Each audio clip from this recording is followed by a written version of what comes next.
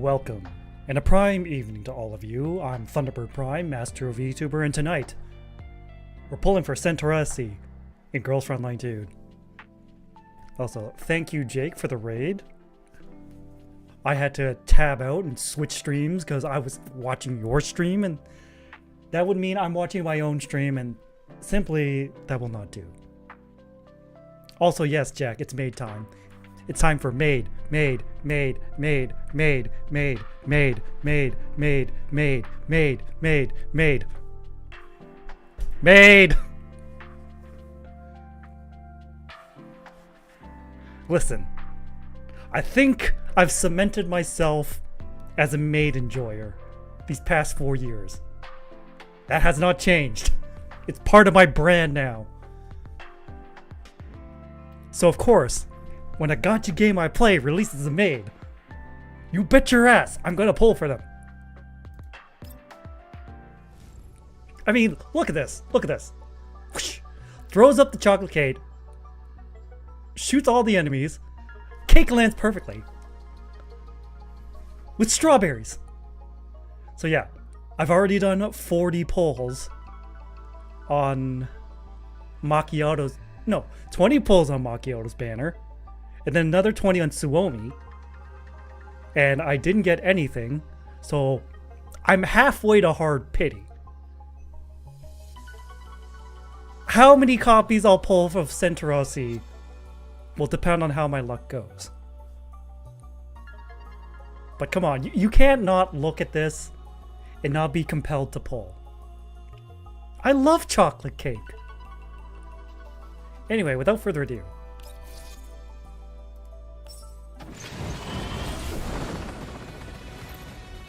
Alright, Mailing, give me the V for victory sign. Ah! Alright.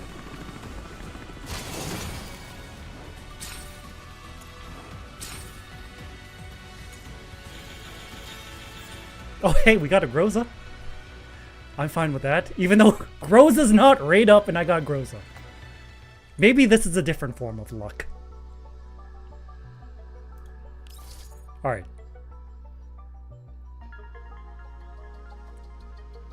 You gotta tell them how she killed a lot of people brutally before joining Griffin and Kruger PMC. You know, most people would be turned off by that. Me, I would not be turned off by that. I would be a little wary of that. But it's not necessarily a deal breaker. Anyway, we're at 60 now. Okay, we're doing single pulls now.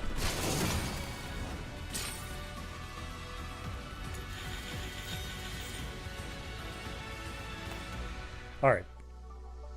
61.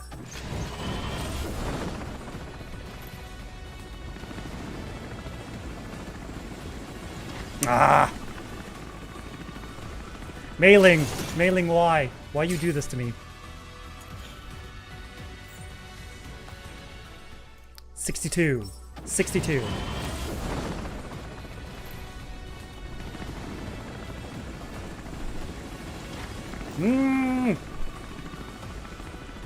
What the hell? But she didn't do the peace sign. I'll take it, And I know it's Centaurasi.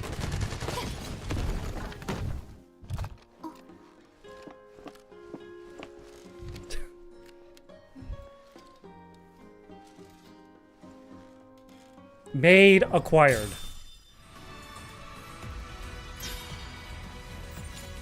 I got maid.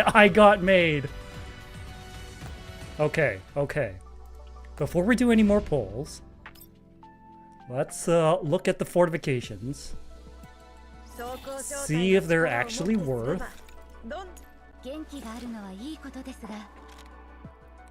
That was 22 pulls, but I was already at 40 pity. So in reality, it's 62 pulls. Okay. First off.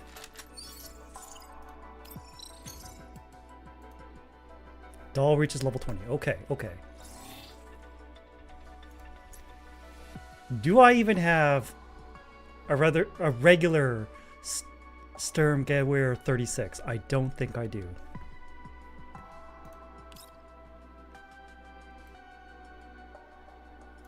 I do not. Whatever.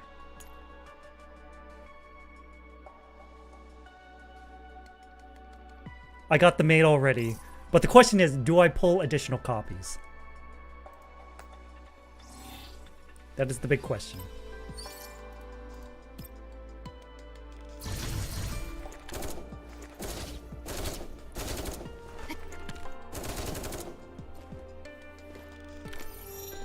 Oh, look at that hand gesture. It's very maid-like. And here we go again. The chocolate cake.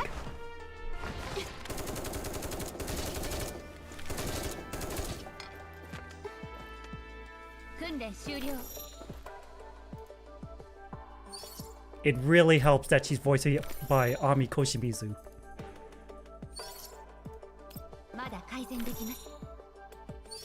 Oh, we're going as far as we can in terms of levels. She needs to catch up. We can get her to 46. Okay, I need more levels. Okay. And we need to level up the weapon too. It's level 1. That's okay, let's look at the fortifications. Action support triggered. Blazing Assault, which is an attack buff. Damage up 2, okay. Heat recovery. Before being attacked, recovers own HP equal to 30% of attack. 2 points of stability. Randomly cleanses 1 buff from the attacker. Triggers once. Considered a burn buff. Healing by 20%. Damage dealt by 40%. If the healing target has heat recovery. Healing increase raised to 50%. The attack target has overburn. Damage dealt increased to 50. Okay, we'll go to V2. We'll try to go for V2. V2 is our target.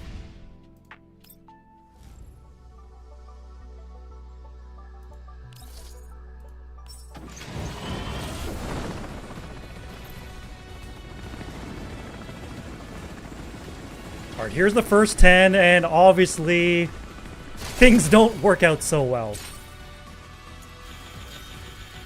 But hey, I'll take another Sharply.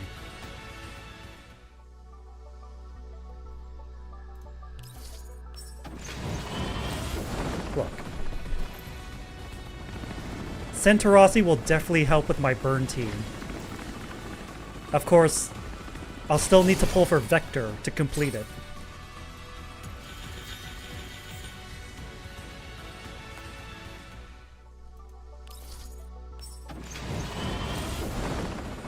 You know, for branding reasons, I'll be building both a burn team and an electric team. Because right now we only have one electric character, and it's Mozen Nagant.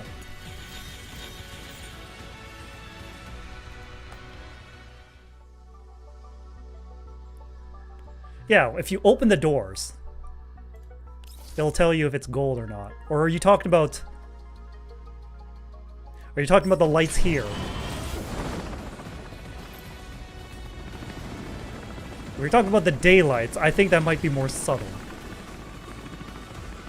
But I know Mei-Ling will do the peace sign. Okay. Okay, that's gonna be harder to spot if you're right. Okay, I'll take a Sharkry. Okay, we're at the halfway point again. Whoa! We're halfway there. So now we're at 50. Soft Pity starts around 60.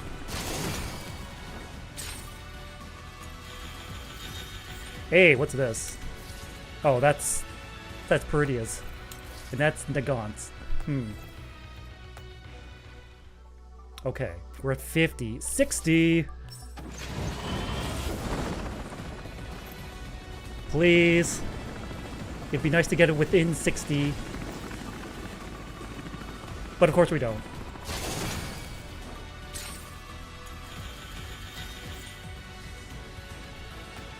Alright. Now the individual pulls. 61.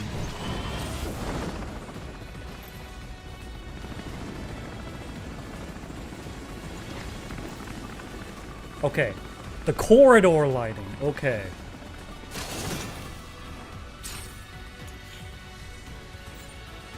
62. Oh, that blue. They're blue. Okay. They're blue. Okay. I see. And she's not doing the gang sign.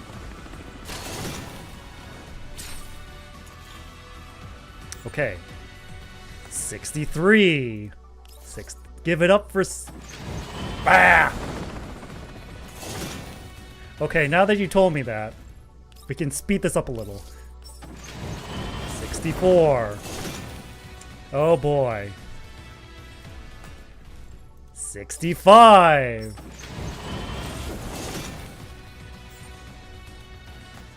66. There we go.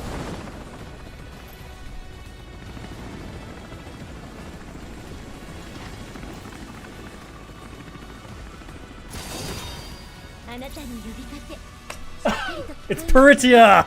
Damn it. Damn it.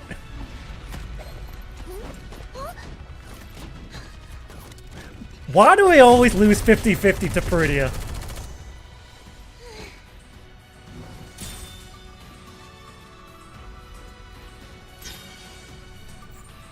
Okay. Okay. Okay. Alright.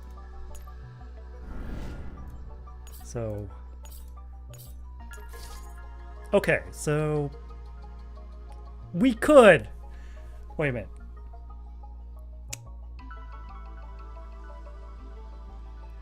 We could really squeeze it out. But we have to get... Like, worst case, we could really squeeze it out. Wait a minute. We just lost 50-50. So, yeah, we're guaranteed V2. We're guaranteed V2, now that we lost 50-50. We have enough to go all the way. Worst case scenario. But do I really want to go to worst case scenario? No, I don't. I never want to go to worst case scenario. Never, ever, ever do I want to go worst case scenario. Does it happen? Occasionally it does. And I'm never happy about it. Okay. We can skip. Sure. All these Sharkery and Colics? Sure. But I think I'm maxed out on Krolik. We have to check. I know Groza... We're maxed out on Groza.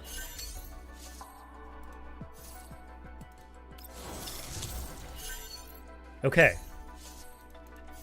So, I think we're maxed out on Krolik as well. And I'm glad I'm getting all these Sharkery dupes, because Sharkery is also part of the burn team.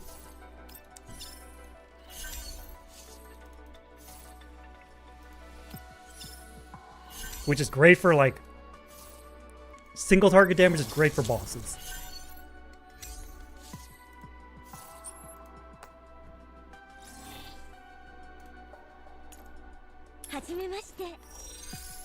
Effective range is increased by 1 tile for domain suppression. I love it just says cat on her back.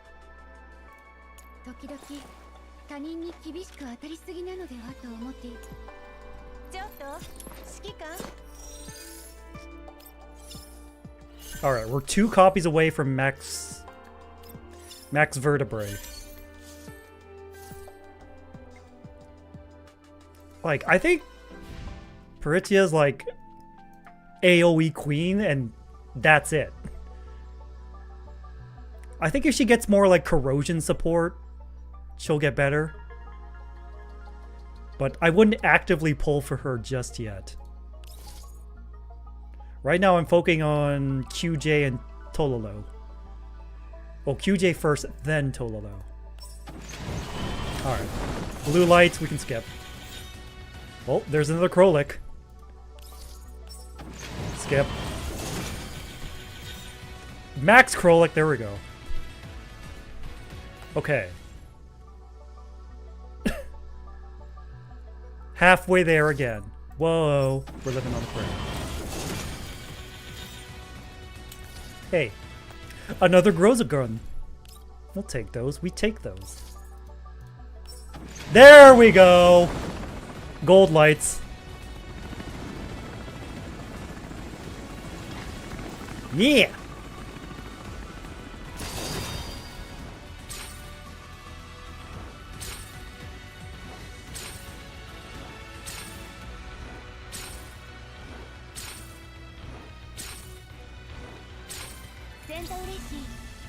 Yay!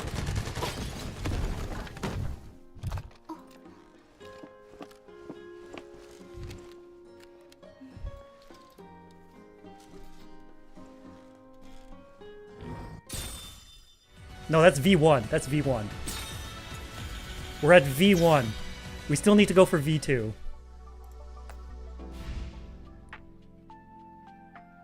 Pulls are going somewhat well. I lost 50-50 once. But I'm guaranteed V2. The question is, how soon do I get V2? Will I have enough to go for her signature weapon?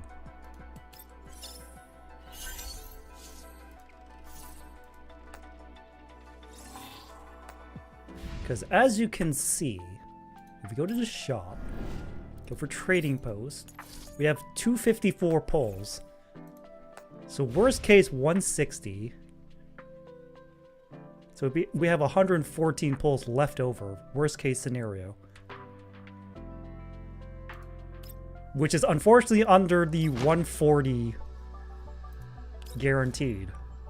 So it's risky, it's risky. But let's go again. Let's go gambling! Ah, dang it.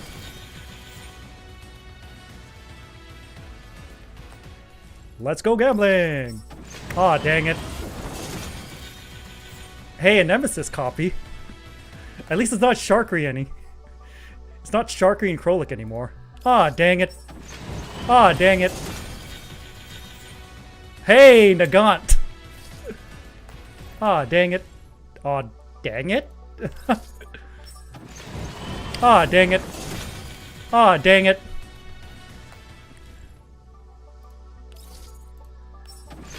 Ah, dang it. Hey, Tololo's gun. We'll take that. Alright.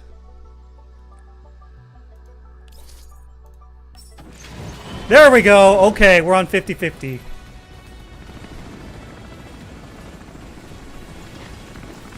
Okay.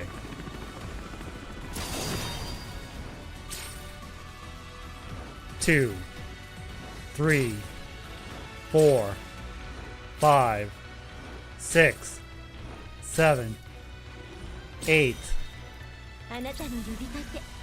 Peritia again! Every time I lose 50-50. It's to this buxom cat girl, and I feel conflicted about it.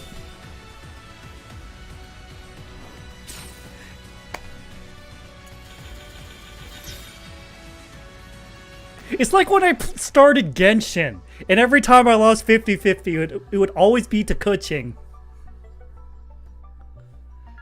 This damn cat! Hi, Prisma. Ah, dang it. Okay. Thanks to Jack's trick, I know when to just skip. Ah, dang it. Ah, dang it. Ah, dang it. Ah, dang it. Ah, dang it.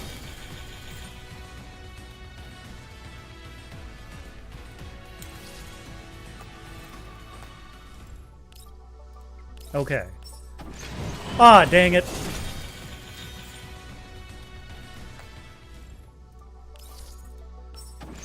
Ah, dang it. Ah, dang it. Ah, dang it. Ah, dang it. Ah, dang it. Okay. We know it's Centaurosi this time.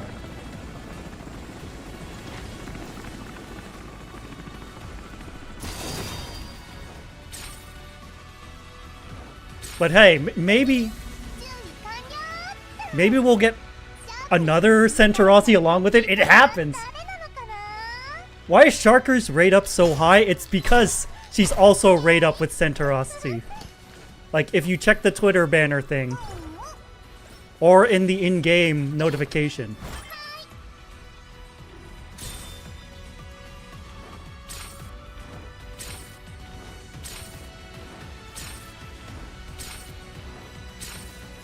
Of course it's at the very end. And it's only one copy. Alright.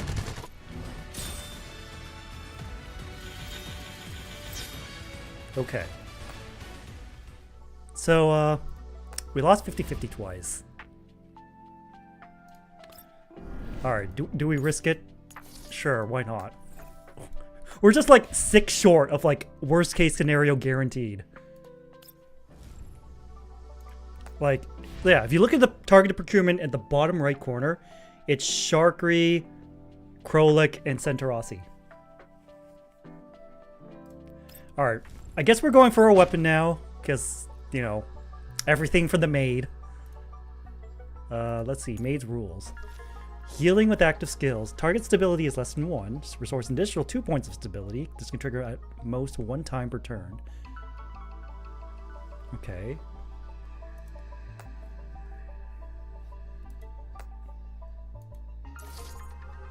Increase damage dealt to Paraduce by 2.5. Additional 2.5. Okay.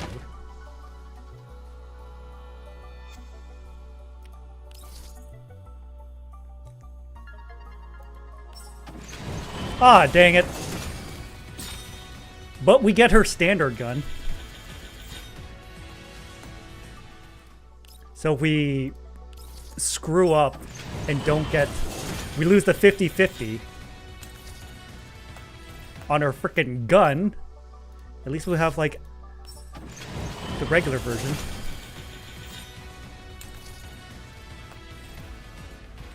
Soul hates idols. I mean, you don't have to like idols.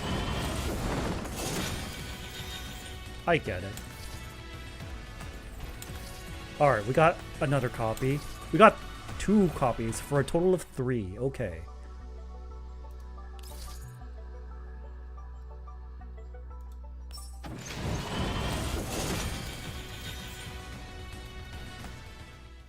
Alright. Alright, details. When does Pity start with the weapon banner? Access rules. Okay. After 50. Okay. Now we can start doing singles.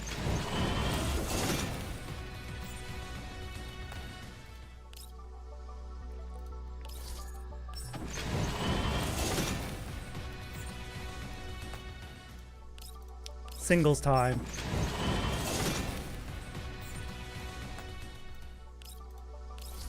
There we go.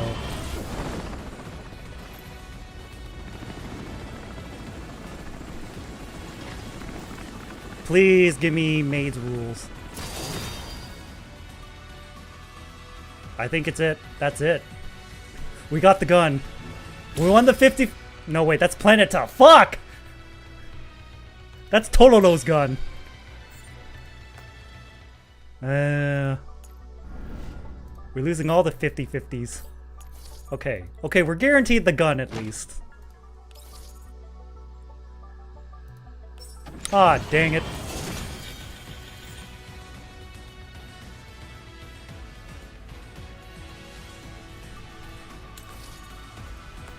No, Soul. I need my own Planeta. This is my first Planeta.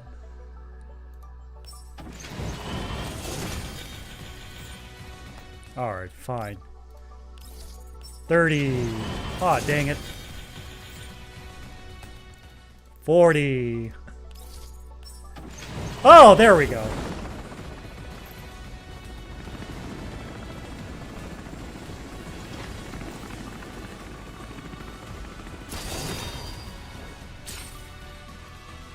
Do we get the gun, or is this like Genshin where you're not even guaranteed the weapon on the weapon banner? I hope that's it. Okay, that is it.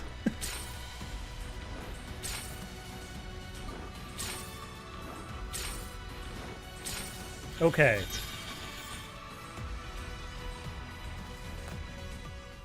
Okay. Let's go to the shop. I'm pretty sure I have enough of these damn things. Growth stack. Yeah, I have enough to get Samusek for Mosin Nagant. Heartseek for Vepli. Optical Illusion for Protea. Metzaluna for Sabrina. Hey. Might as well get this. Okay. Whew.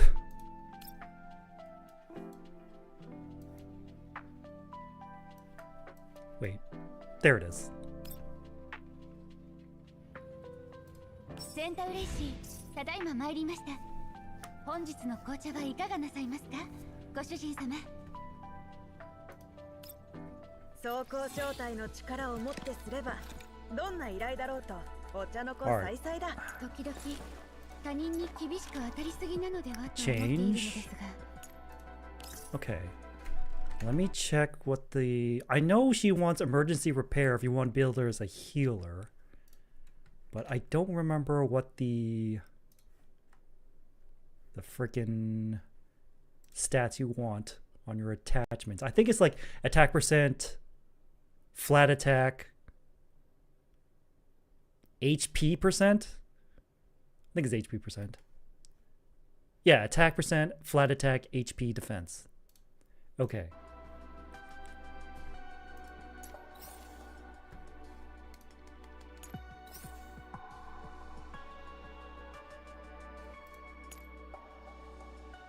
So we want all the boosts and attack. Crit doesn't matter really for Centaurosi if she's being a support. Okay, that's really close, but not what I'm looking for. That's really, really close. We'll equip it for now. We'll keep going through the list. So close. We want to see 3 boosts.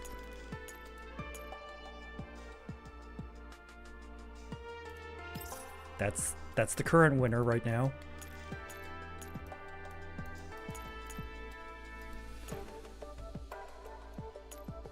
Let's see, all 3 boosts and flat attack would be the ultimate winner.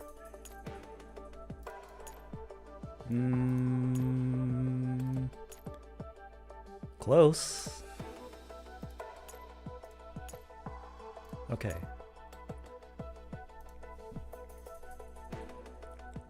We want attack, attack boost, and health boost.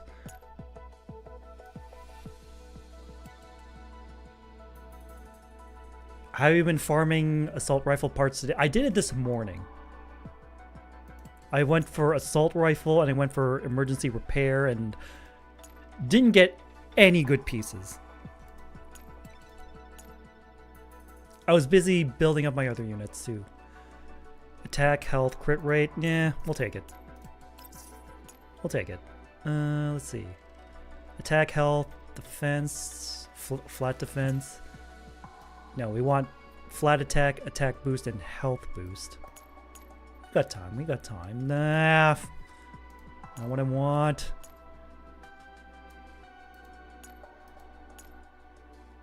I hate these random, like, attachment stuff. It's the worst thing in gacha. It needs to be abolished. There we go. There we go. That's what I like to see.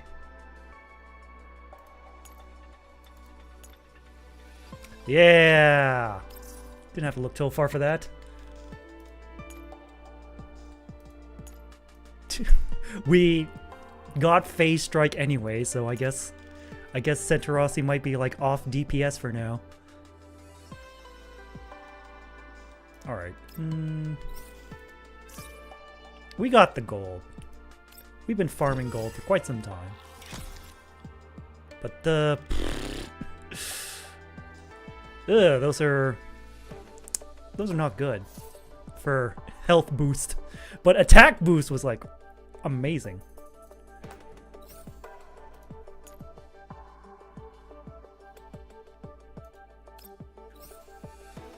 We'll take this.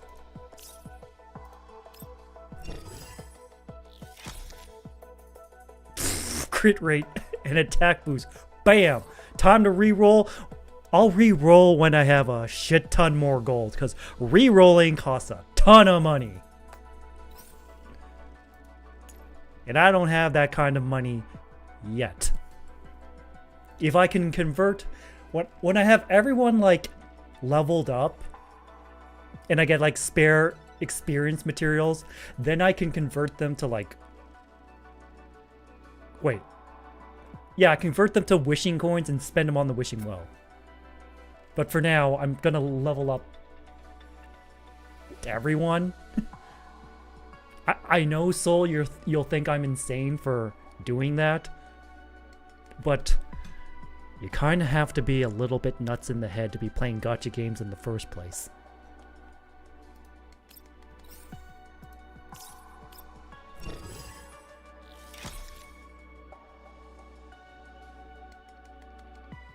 Okay, that's not bad. That's not bad.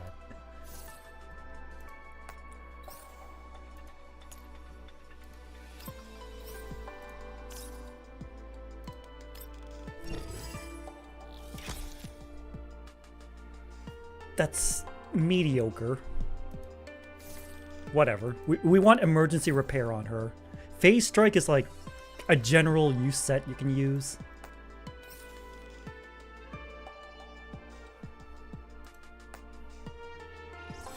Okay, what do you mean? What do you mean? What do you mean? Oh, skins, yeah. Skin Planeta and skin Maid's Rules. Okay, okay. What do you mean there's more? Oh yes, the original. Sure. Okay, and I can only level up to level 36.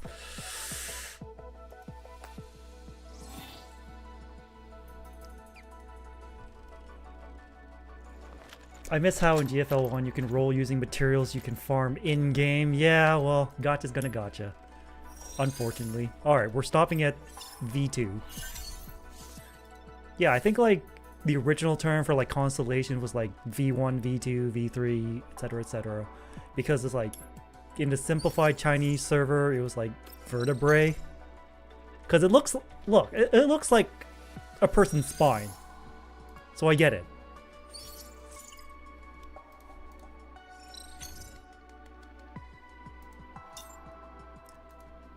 I'll take those.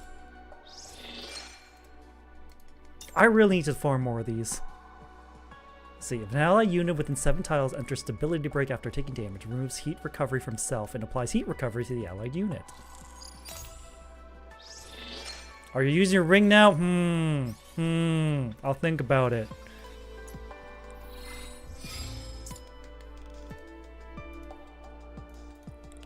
Oh yeah, this is definitely a support skill. And start off with 3 skill points right at the start. Or additional 3 skill points and item craft. Do we have any more of these? Yes, we do. It's not enough. We need another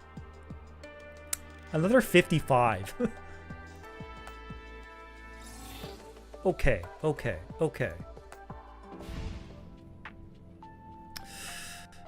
What the heck is this? Oh yeah. Icon. Or Centaurosi joined. There she is. And this.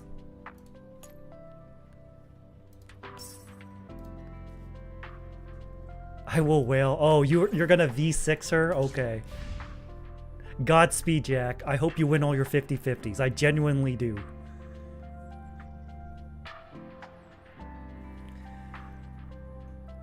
Yeah, I really wish you could share supplies with friends, but due to the nature of it being a gacha game, they're never going to allow that.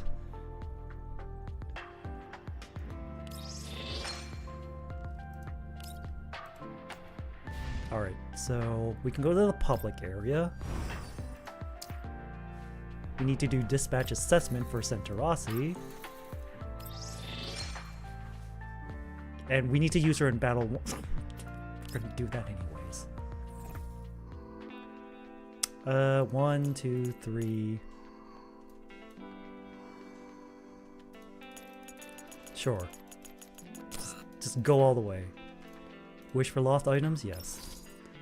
We don't even have enough combat reports. Okay. Okay. Well, I know what I'm doing. Wait. Oh, I need to do this first. Gotta do these every day or else you're gonna run out of money real fast. Yeah, I cleared level 60. Time to farm again. Yep, yep.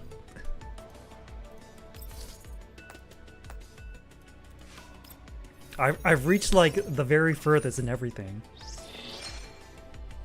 Like I think yesterday I cleared that. Yesterday I just finished out all of these. I was not finished on submachine gun and machine gun, rifle and blade, and handgun. I just finished them all just in case. Just so I can have that freedom, just go in, get the thing I want, get out. Okay. Dispatch.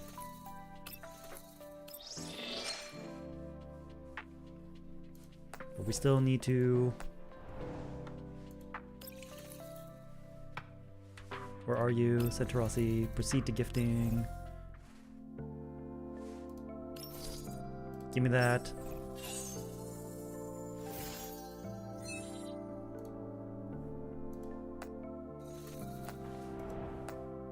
Yeah, I'm at that point in Genshin, I'll pre-farm and have it just ready to go. But that's because I've been playing Genshin for a long time. I'm in that position already. Alright, we need to do this. Welcome back, Commander. Alright. Click that. Anyone else we can just boop? Oh, there's Springfield. Alright.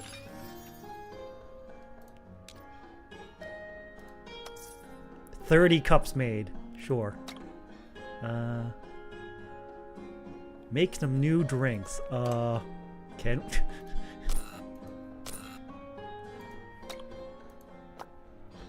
Okay. Okay. Drinks menu. Feedback wall. Opinion box. Nothing. Nothing. Nothing else we can do.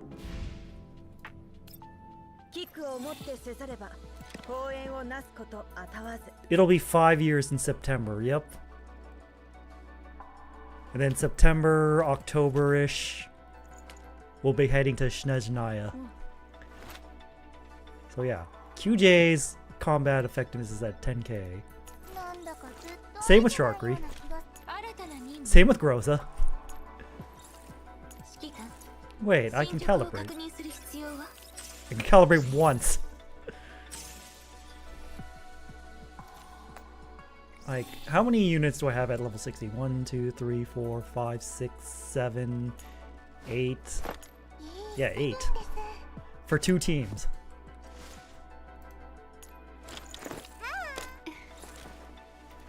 Can I level... I can level up once. Weapon. Level 36. Oh, level 37. There we go. Almost 6k combat effectiveness. Alright. Alright. Click. Head. Nope. Nope. Face. Nope. Nope. Nope. Hand. And, there we go. Coffee!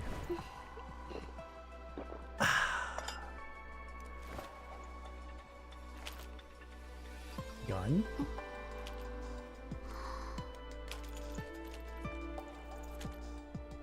Ribbon!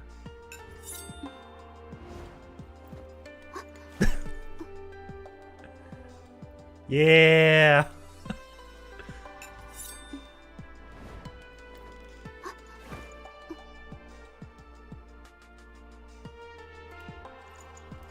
Curtsy. Nice, nice, nice. caffeine high. I don't know if at this point, does caffeine work on me anymore, or is it just a placebo effect now? I don't know. And frankly, I'm kind of afraid to find out. Oh yeah, she wears bloomers. Very nice. One click collect. There we go. Feedbacks. Oh, there's an easy button for that. Thank goodness. Quality of life. Okay. Okay, I'm pretty sure. Alright, we just leave them there. Customers. 2. Wow. Okay. Supplies. Oh, we can do this. Thank goodness we can just do this. Alright.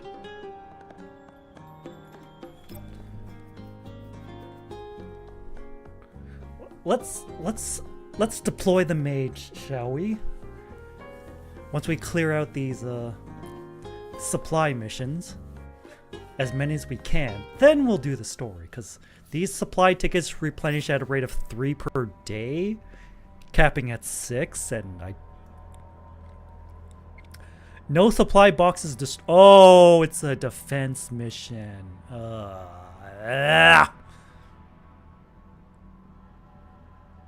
Okay. Okay.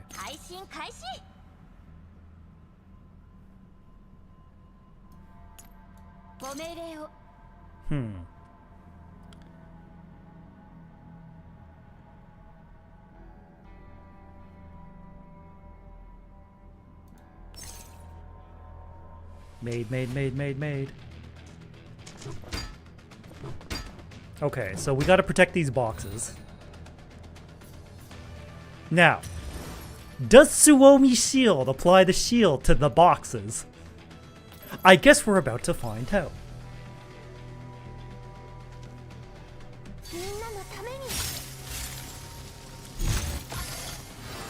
The answer is no.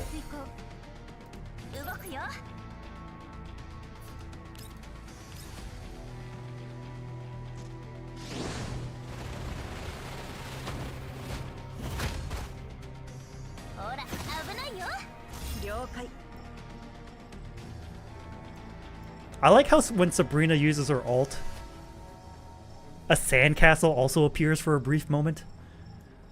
And you can heal them, huh? Alright. Well, we'll just counterattack everyone who gets within range, I suppose.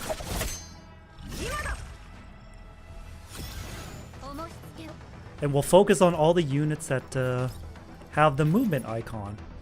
Oh, this thing's almost dead. We don't need to waste a knife on him.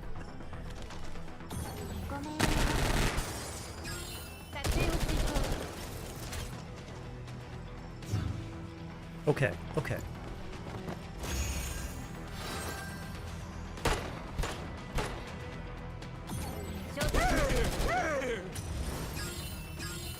Damn!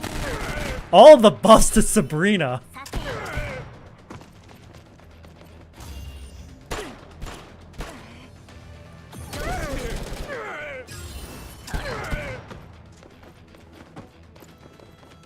I love how Sabrina surfs on a heavy steel shield.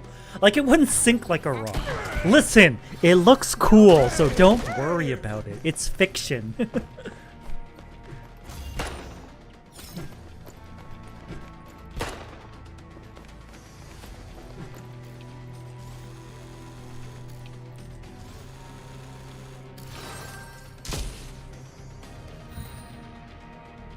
Alright, here's the thing. We're gonna be just fine. We pop this guy.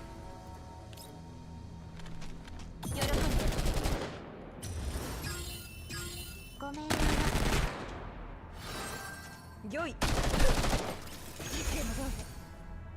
just killing everything. It's really fun. It's really satisfying.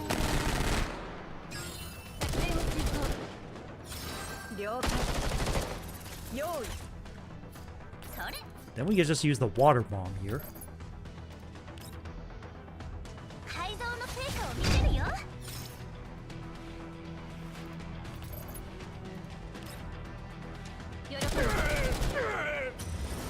Confectants up. ごめん。了解。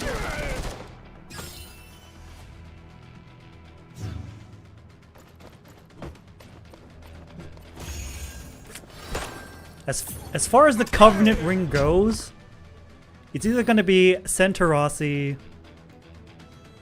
Andorus.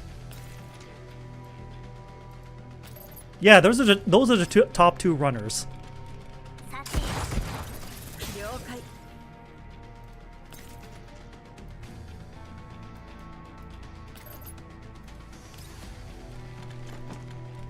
よい。 お申し付けを。 And hopefully we can like earn more Covenant rings. That'd be nice. その I doubt it's going to happen, 戦 but 場は片付いた。皆の者、よくやったな。 a guy can hope.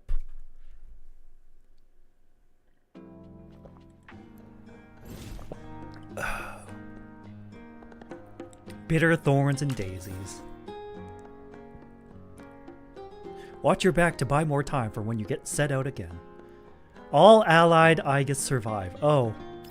Escort mission. The worst! Why must you give me escort missions? I hate escort missions with a passion.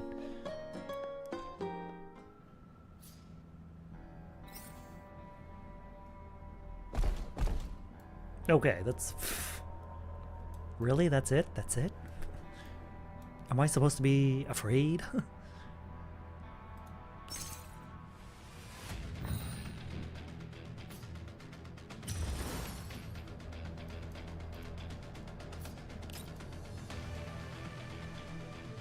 Alright, we'll take care of these two. みんなのために。作戦を遂行。 Alright, restores HP, yep. Selects one allied target within 7 tiles. All allied units. Okay, so what if we do... What if we do this? Okay, so 1, 2, 3, 4, 5... Okay, so it's like 3 tiles away from the center. Okay, that's what it means by 7 tiles.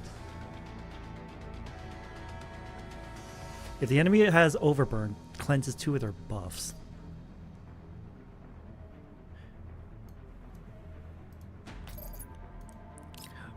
We do not need escort missions anymore.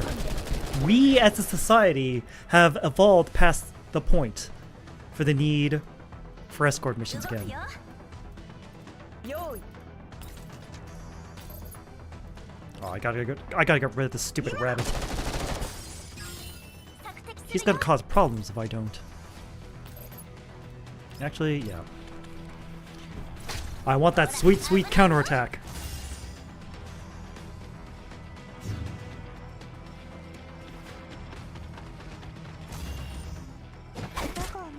That's cool. That's cool. ごめん。索敵するよ。 Oh, we can just stand here.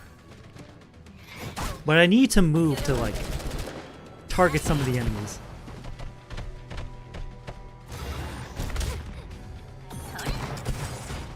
See? Shotgun.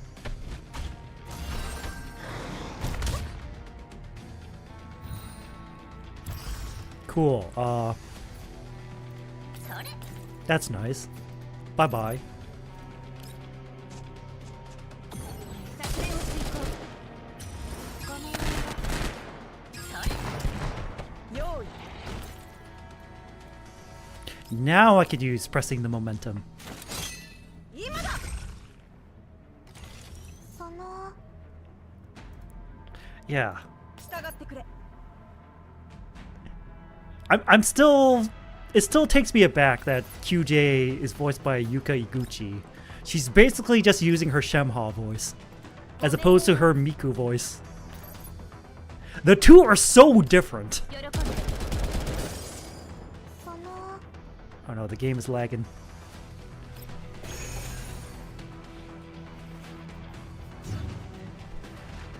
Okay, rabbits. Do your worst. 作戦を遂行。ごめん。それ。Like, they're already dead before the third counterattack finishes. This is overkill at this point. It's really funny overkill. Don't get me wrong. It's really, really funny.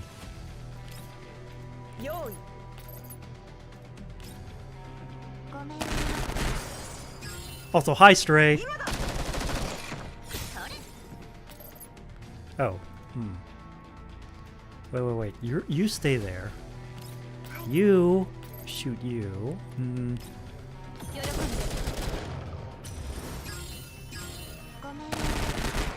So much support. It's kind of funny.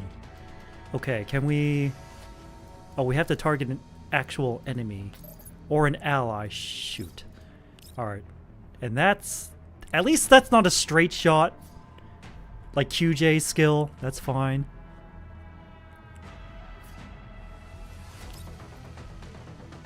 You know what? Sure, just give it to everyone here. Nobody needs healing, but we'll take it.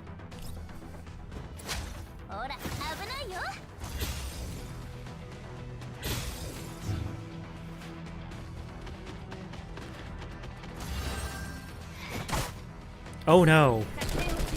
Anyway.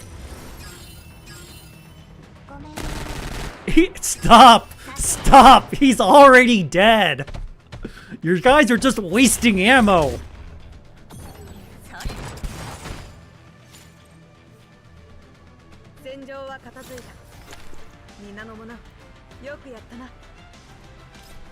Stop! He's already dead.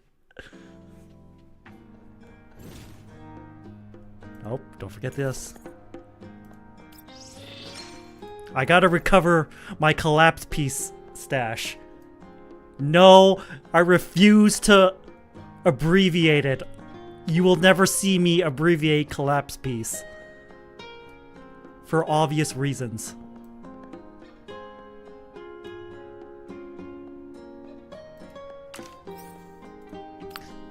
Yeah, a good escort mission sounds like an oxymoron, Prisma.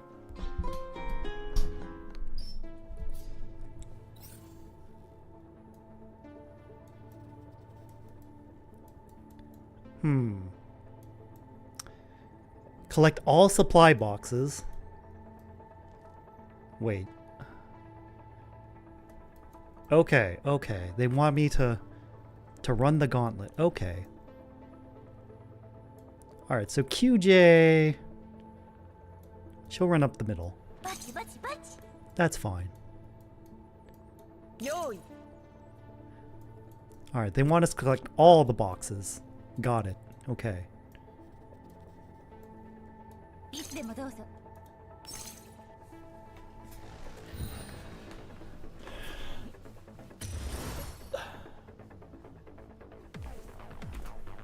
Okay. Want us to pick up the boxes? We'll pick up the boxes.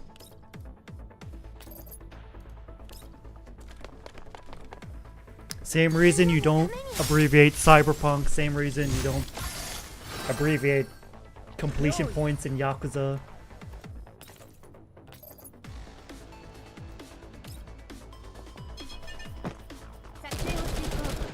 Oh, he's already dead. But hey, we get all these buffs! We get all these buffs!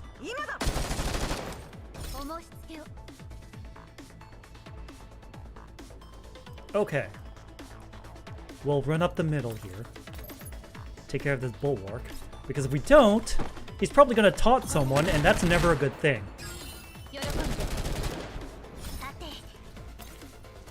Sure, we'll collect this.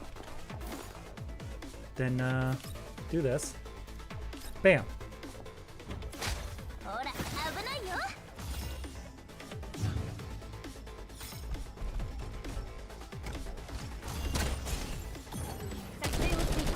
Dead. Dead.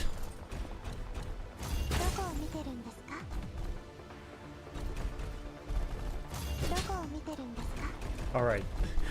Sabrina's too far away to counterattack. And now Suomi's getting surrounded. Oh well. Oh no. Anyway. Alright, so, I guess we just blast you. Right? Yeah. Use the water grenade. 改造の成果を見せるよ。作戦を遂行。 Easy. Easy. Okay, okay. Well, what if... Selects one allied target. Oh. Oh, okay. What if... So what if we do this? Boom! かしこまりました。ご主人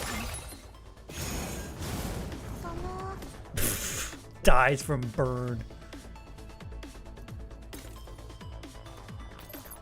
Wait, we can't target you yet. We don't want to be targeted by the machine gun yet. 作戦を遂行。ご命令は。了解。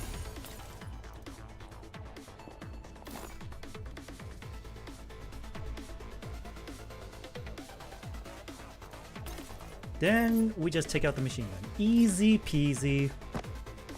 作戦を遂行。 I played these games before. 了解。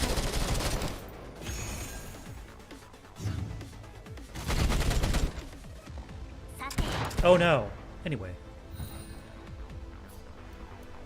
従ってくれ。 And you're done. You're so done. You couldn't be more done than this. 思いつけを。はい。 So when we almost reached it, いつでもどうぞ。 Centaurosi almost reached it. 索敵するよ。 Serena reaches it.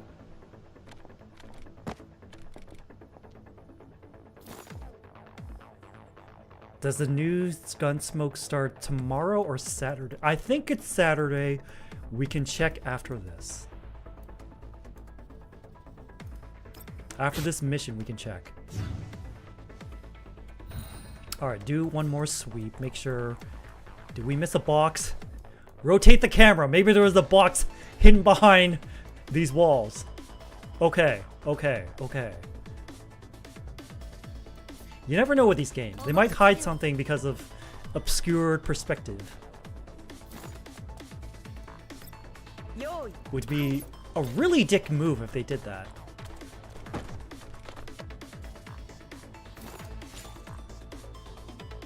作戦完了っと。あ、戻らなきゃ。料理が冷めちゃう。 Nice.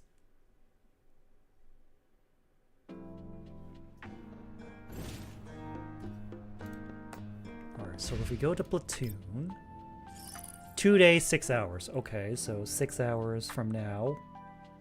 10 o'clock. 10 plus 6, 16. 16 minus 12, 4 a.m. So 4 a.m. Friday. Wait, does it start Sunday? Sunday. Okay then, so Sunday, Monday, Tuesday. I leave Wednesday. Shit.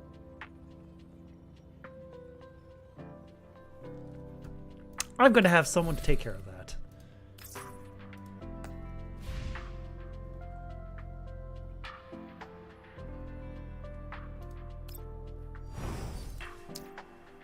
Alright, look at that. Centaurosi now qualified to go on dispatches.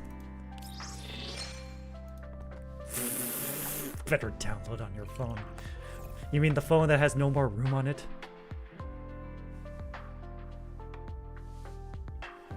Okay, okay. So, assessment complete. 820 out of 900. Alright.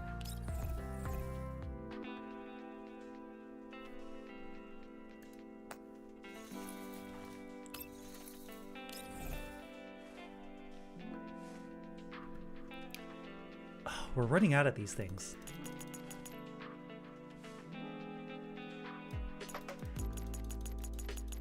Huh.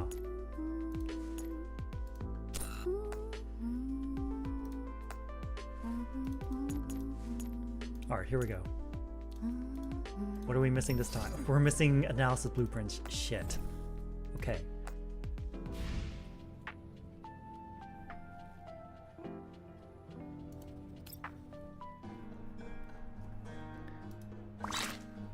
got him.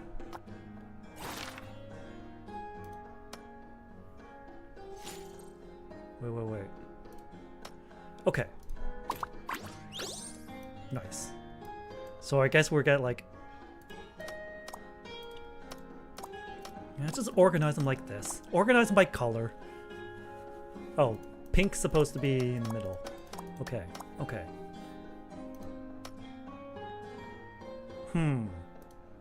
Huh.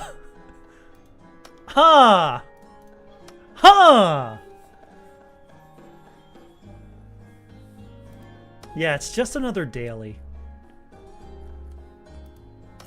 Just help however you can. Okay.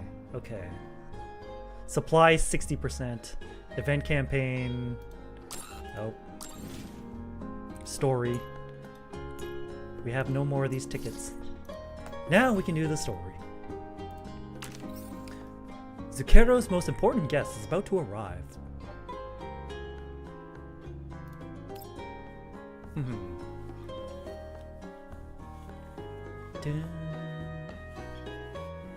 It's story time. It's story time.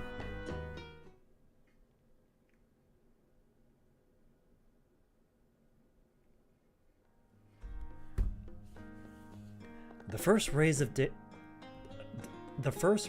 daybreak stream in through the trees that line in the pavement, shining into a perfectly ordinary little cafe by the side of the street.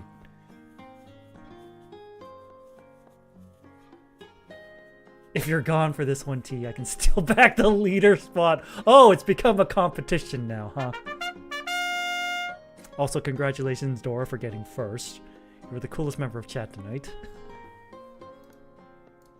A girl dressed like a shop attendant is hard at work. She's cleaning up the planters, making snacks, and changing out the coffee beans. She systematically works through the tasks that have to be completed before the cafe can open for business. Perhaps it's because her neural cloud is occupied by these routine tasks, but she doesn't seem to notice the footsteps approaching her. Aw, they're not voiced! God damn it. Good morning. Springfield circles around to the other side of the counter and watches the look of surprise on the other girl's face with interest.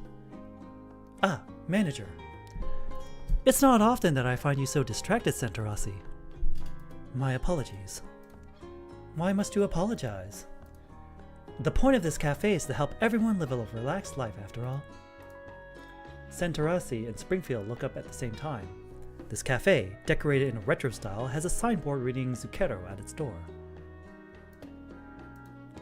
The Zucchero Cafe is not only a popular hangout for the local residents, but also a secret clearinghouse run by ex-Griffin dolls to help their colleagues obtain information and seek help. After many years, the cafe has gradually put down roots and flourished, and is entirely due to the efforts of the dolls who run it. Springfield nods to Santarasi and smiles.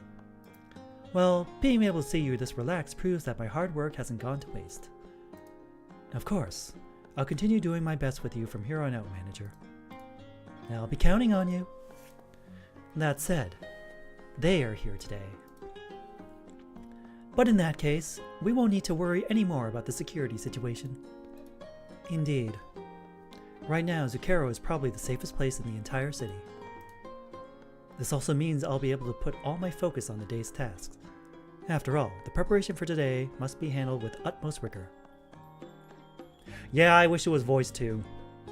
I'd rather listen to Yui Horie and Ami Koshimizu. You have a point. Let me help you too. Santarasi nods. Springfield steps behind a nearby cabinet and quickly dons an apron before helping to portion out the desserts Santarasi has made before placing them onto the cold case. Seemingly spotting something of note, Springfield pauses as she tops off the milk in the coffee machine. Then she leans in close and takes a sniff at the grinder hopper. Oh my, are the beans in the machine from your private reserve of black ivory coffee?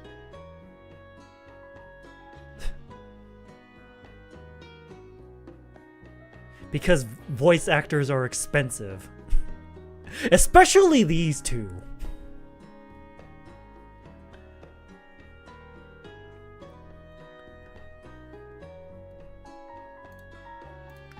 These things are too precious for most merchants to sell, even in the satellite city.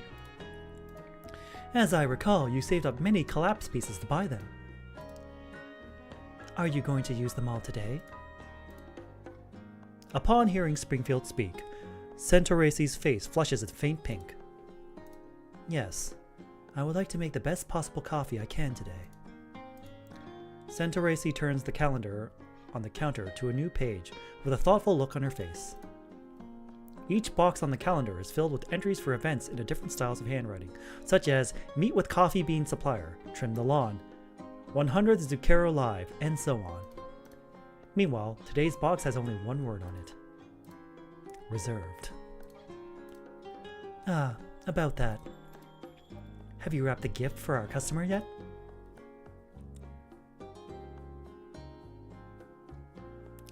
Of course. I've modified and cared for it in a special ways just so our customer will feel the full extent of the surprise we've prepared. Well done, Centaurace. You covered all the bases. I honestly don't know how the cafe would manage without you. You flatter me. All this is just standard procedure. Oh yes, the cookies are almost done.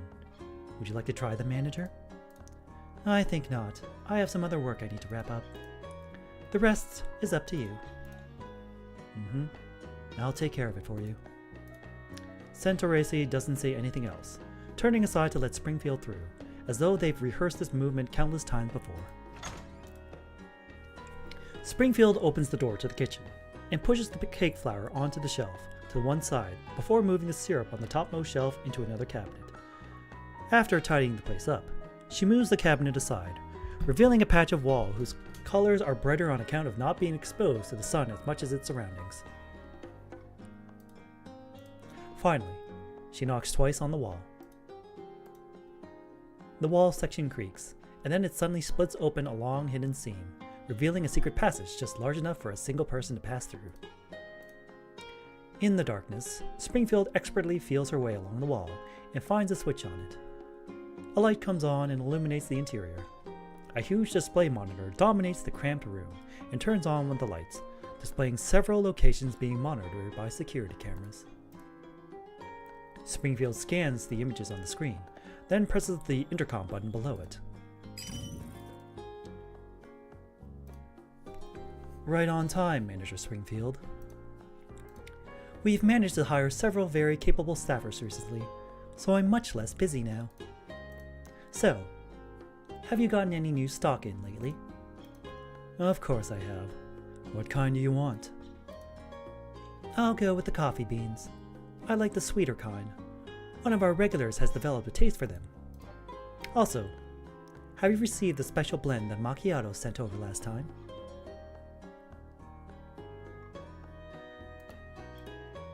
Oh yes, I have. It was delicious. If you have more next time, I want it all. My, aren't we greedy? Can you blame me when your menu items are all excellent? Now then, back to business. That special guest I mentioned earlier will be visiting us today. I would like to ensure that nothing goes wrong with this meeting. As a supplier, can you provide the coffee beans today? Oh? Looks like this guest of yours is quite the VIP. Oh yes, he's our most valuable client after all. I see. And here I thought you were joking when you mentioned it last time. You really are a kidder. I have always taken my work seriously. Sorry, wasn't what I meant. Ah, if you insist, I do have some extra coffee beans that I can supply today, Manager. However, there will be an extra charge for a rush order like this one. Now, of course. We'll settle our bill with you per standard procedure. Springfield soon receives a message. After she reads it, it automatically deletes itself. My, this does help a lot. Beep beep beep. Just as she's about to continue, an internal call suddenly comes over her communicator. Pardon me, but it seems we have a bit of a situation at the cafe. We'll continue this later. The other party hangs up and Springfield answers the call. She immediately hears a familiar voice. Manager, we've spotted several suspicious individuals approaching Zucchero. should I deal with them? Springfield looks at the screen. The security camera shows several thugs swaggering down the street. It seems they're just troublesome guests, so we'll let Sharkery handle them. Did you hear that, Sharkery? Is it time for Sharkery's debut at last? It seems there are some troublesome guests to the northwest of the cafe. Please take care of them. Will do! Sharkery will give each and every one of them a perfect show.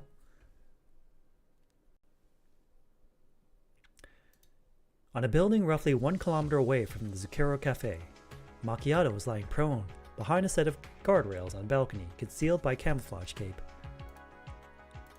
After hearing the voice through her communicator, she finally shifts her gaze away from the optical scope for a moment. As she watches the doll in the distance sauntering off with exaggerated dance-like steps, Macchiato grumbles to herself.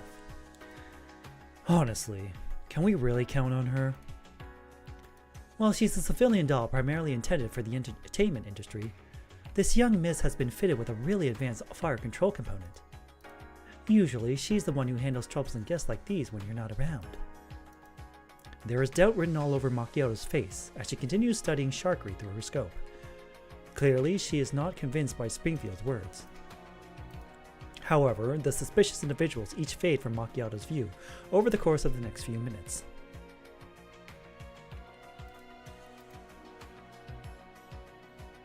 Looks like they were simply layabouts. Fortunately, they didn't pose a real threat. Sharkery, how are things now? One moment, manager. This is the last of them. Sharkery's voice comes over the transmission. Hey, aren't you from that bar on the underground shopping street? Have you paid your protection money for the month? If not, you'll... Wait a minute. Are you a doll? Ah! Ow, ow, ow, ow! Stay back! Run away! Run away! The sounds of flesh being bludgeoned fills the channel. See? She's good at this. I guess tricking the enemy with her deceptive appearance must be part of how she gets the job done. What's this? Is that jealousy I hear, Macchiato? Hell no! Who would be jealous of a spoiled little brat anyway? Besides, all I need is a gun in my hand. And that's a wrap! Sharkery suddenly cuts into the transmission, striking a pose before proudly declaring her work is done. Manager, manager, I finished my mission without a hitch. Sharkery, what's that behind you? In the video feed, an arm slowly reaches out from a dumpster behind Sharkery. Sharkery glances back and delivers a lightning fast kick that sends the arm back into the dumpster. Ha ha ha! It's nothing at all! So you just threw them in the trash? You could have at least dumped them in front of the nearest police box. Oh no, my makeup's running! I need to go touch myself up. You have the stage now, Miss Macchiato. Huh? Hey, wait! I can't believe it. She went and spouted a bunch of crap, then walked off just like that. I called her back. You should come back too, Macchiato. He's not here yet, is he? Maybe I should keep watch until he sets foot into the cafe. The police will keep an eye on things for today. And besides, I'm sure you don't want to be stuck alone on a roof when he shows up, right? Fine, I got it. I'm coming back now, okay? Although she has an annoyed scowl on her face, Macchiato is already getting to work on her final task. First, she opens her terminal and refreshes her data links. Scenes from the cameras monitoring the streets around the Zucchero flash through her mind. Macchiato's neural cloud carefully parses and filters every single suspicious individual and sound, as well as windows and vehicles that can be used to spy on them. The 14th check reveals no suspicious conditions. The surrounding streets are safe. Having reached that conclusion, Macchiato stands up and looks down from the highest ground in the city. As a professional sniper, she knows the layout of this place like the back of her hand. While this is a satellite city in the green zone, she can have a bullet in the opposition's skull within half a second of any threat exposing themselves, should the situation call for it. Considering what kind of occasion this day is, she does not want any unexpected interruptions. After verifying the situation, Macchiato disconnects from the data cable that's plugged into a floor port before returning her exquisite rifle into its violin case and leaping off the side of the building.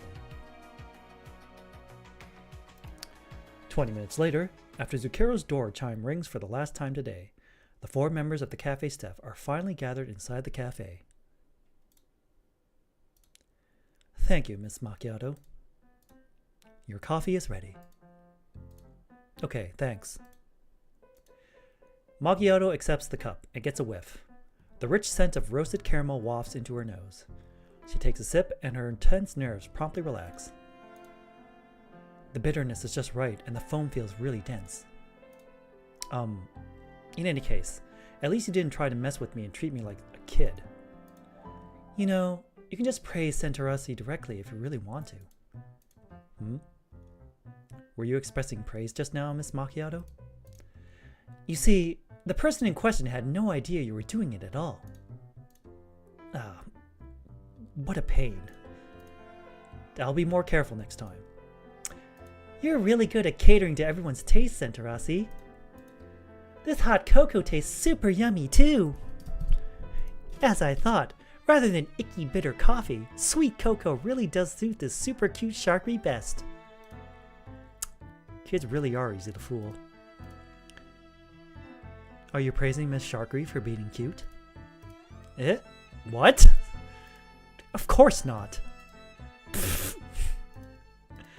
Looks like apart from lessons on cafe work, Santarasi will also need to study up on speaking Macchiato's language too. I will do my best. Why are you acting so serious about this anyway? Aw, look, Miss Macchiato's ears are red again. Perhaps she's trying to change the subject, or perhaps she really is bothered by something. But Macchiato turns to look outside the window as she annoyedly drums her fingers on the table. Speaking of which, isn't our guest here yet? The dolls all look outside. Crowds of people mill back and forth on the street, but the person they're all hoping to see hasn't shown up yet. The cookies will get cold if he doesn't arrive soon. Time ticks by, and as the sun rises, the anticipation in the girl's heart soon become worry. Did something happen to him on his way here?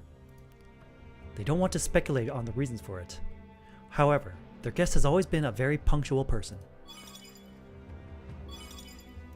The cafe telephone rings up in the silence. Springfield heads over to the counter and picks it up immediately, as though she's been waiting for it all this time. As she raises it to her ear, she mimes a shushing gesture to the other members of the cafe. Hello, this is the Zucchero Cafe. Would you like a reservation or a home delivery order? Oh? Is this the password system you arranged with him? However, the voice on the other end of the line is not the voice they have longed for. Springfield immediately turns to put her back to the counter and gives the other 3 dolls meaningful looks.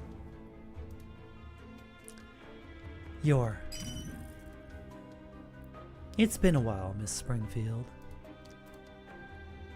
Alright then, let's dispense with the pleasantries. Does the fact that you have this comms code mean that you are with him? A wise deduction.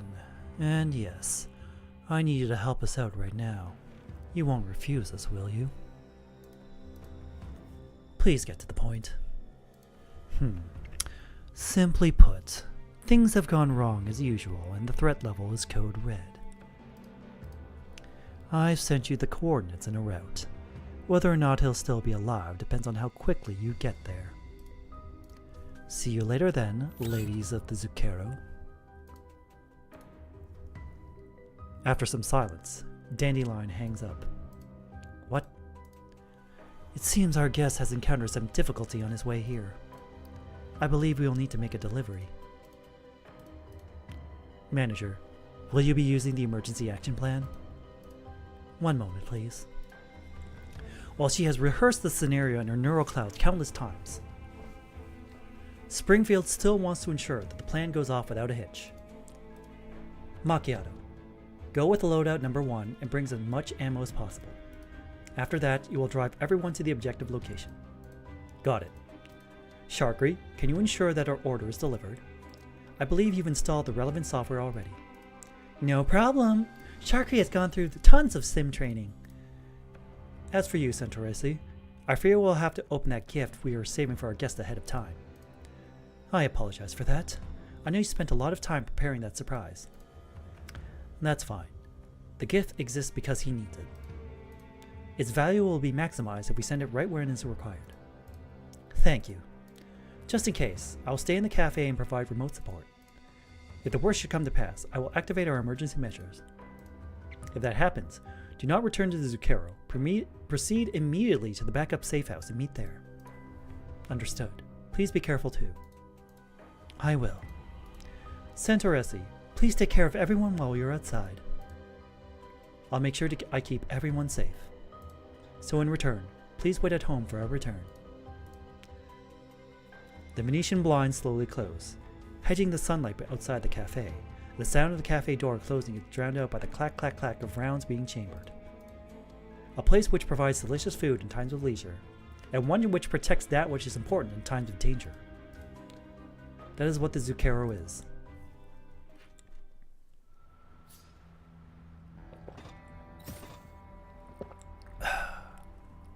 Alright.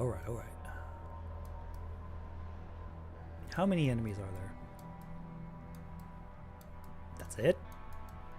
Okay. Okay. Alright. We'll send Sabrina up the front. Just right down the middle. QJ will offer suppression fire up here. Easy.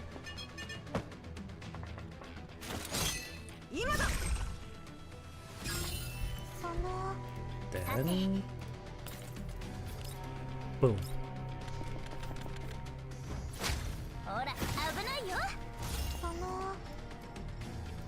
Alright, don't push her up too far. Hey, look, he's weak to fire. Wow. And guess what? Centauresi is fired. This is a little too easy. I am very over-leveled for this.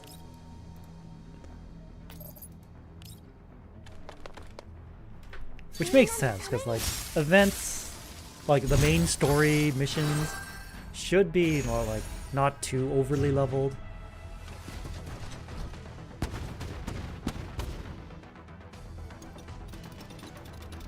Oh, he's a long-range mortar guy. Okay, got it. Cool. You're dead now. Like, save like the challenge stuff for like for the extras. For the bonus. Like, the main stuff shouldn't be like overly difficult, but like enough of a challenge. The super challenging stuff should be saved for like the extra stages. Especially when these things are time limited. Stop, he's already dead. This is like overkill. Like, that diner gate took like 7 rounds.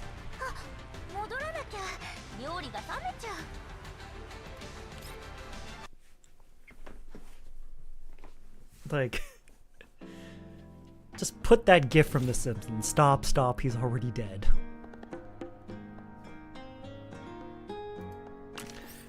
What? You don't like being called Omen?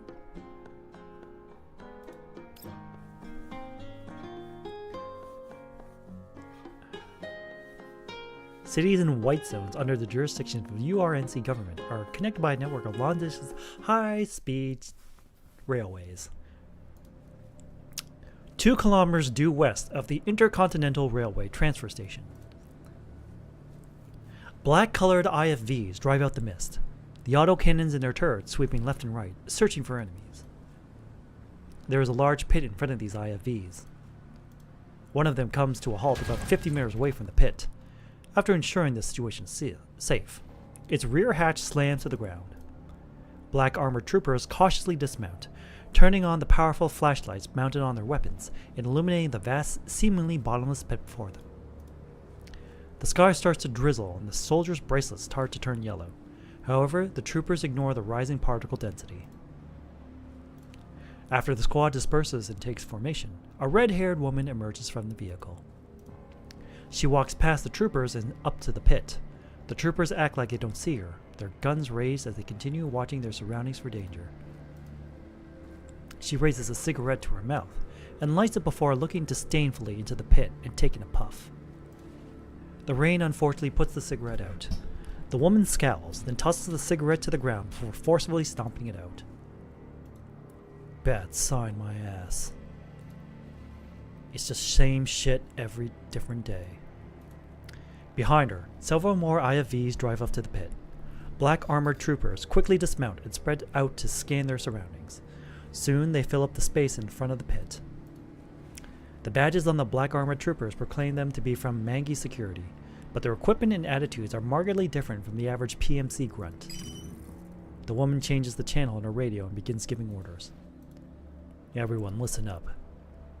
This is a Hazard Level 3 assignment. Charlie, Delta, and Foxtrot teams head underground and carry out Plan C27.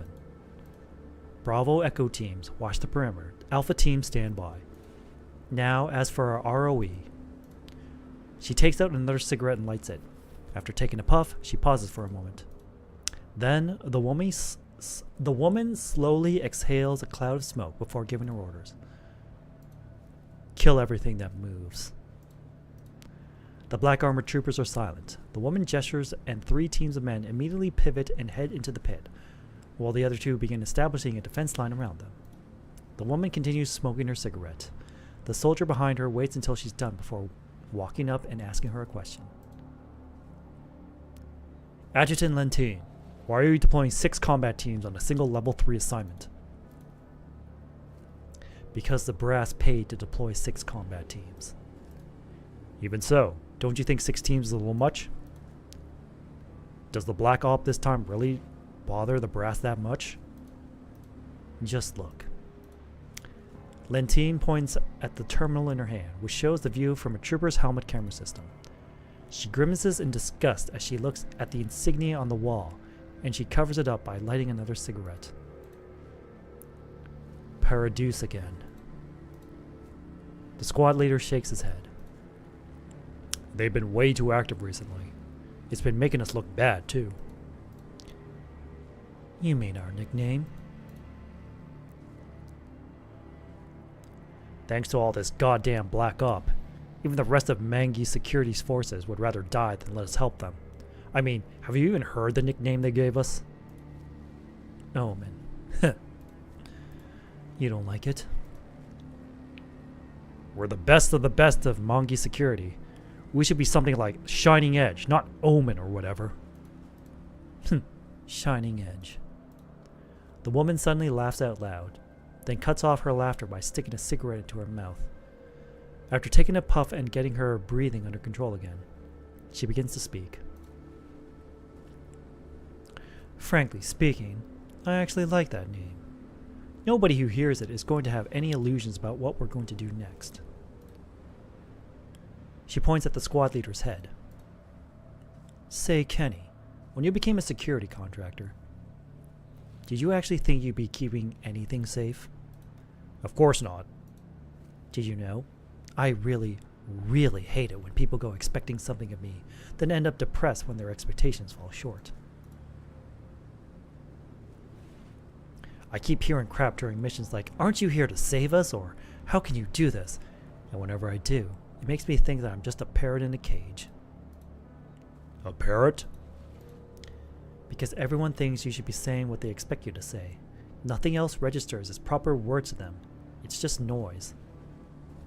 Like a rooster going, "Awk, awk," or something. Kenny is momentarily at a loss for how to respond. Just then, a voice comes in over the radio, and the 2 of them end their chit-chat to check their terminals. Adjutant Lentine, we're closing on the target area. Preparing to enter. Switch off all security cameras, but leave one patch directly into our comm channel. Do not record any imagery from this mission. Roger. Have Delta block off the entrance. Foxtrot will cover you. Use up all your explosives. Roger.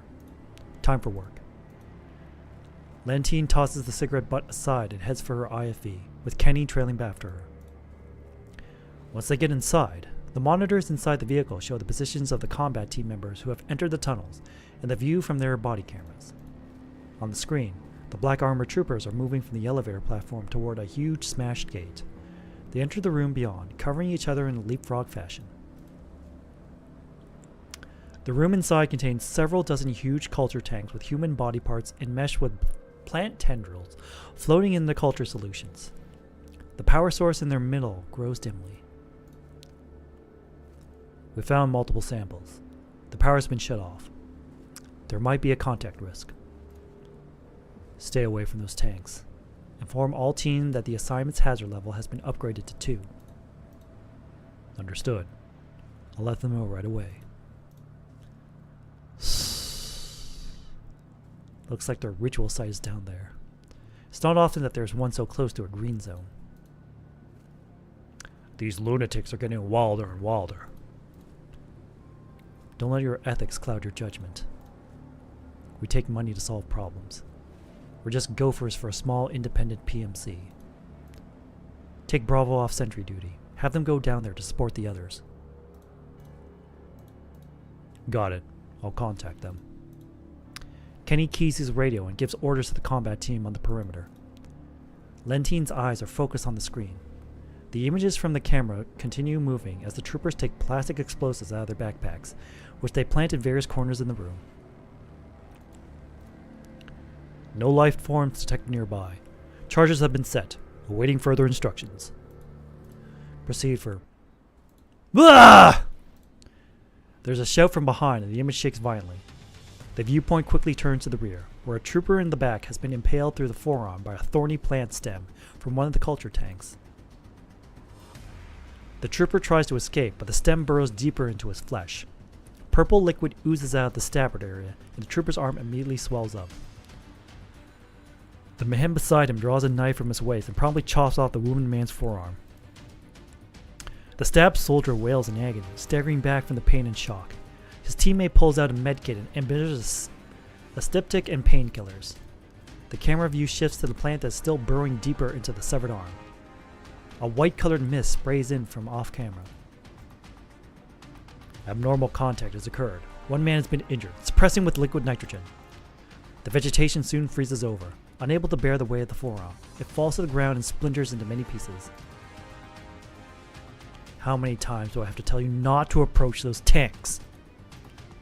Lentine sighs and rubs her temples. Send him up. Will do.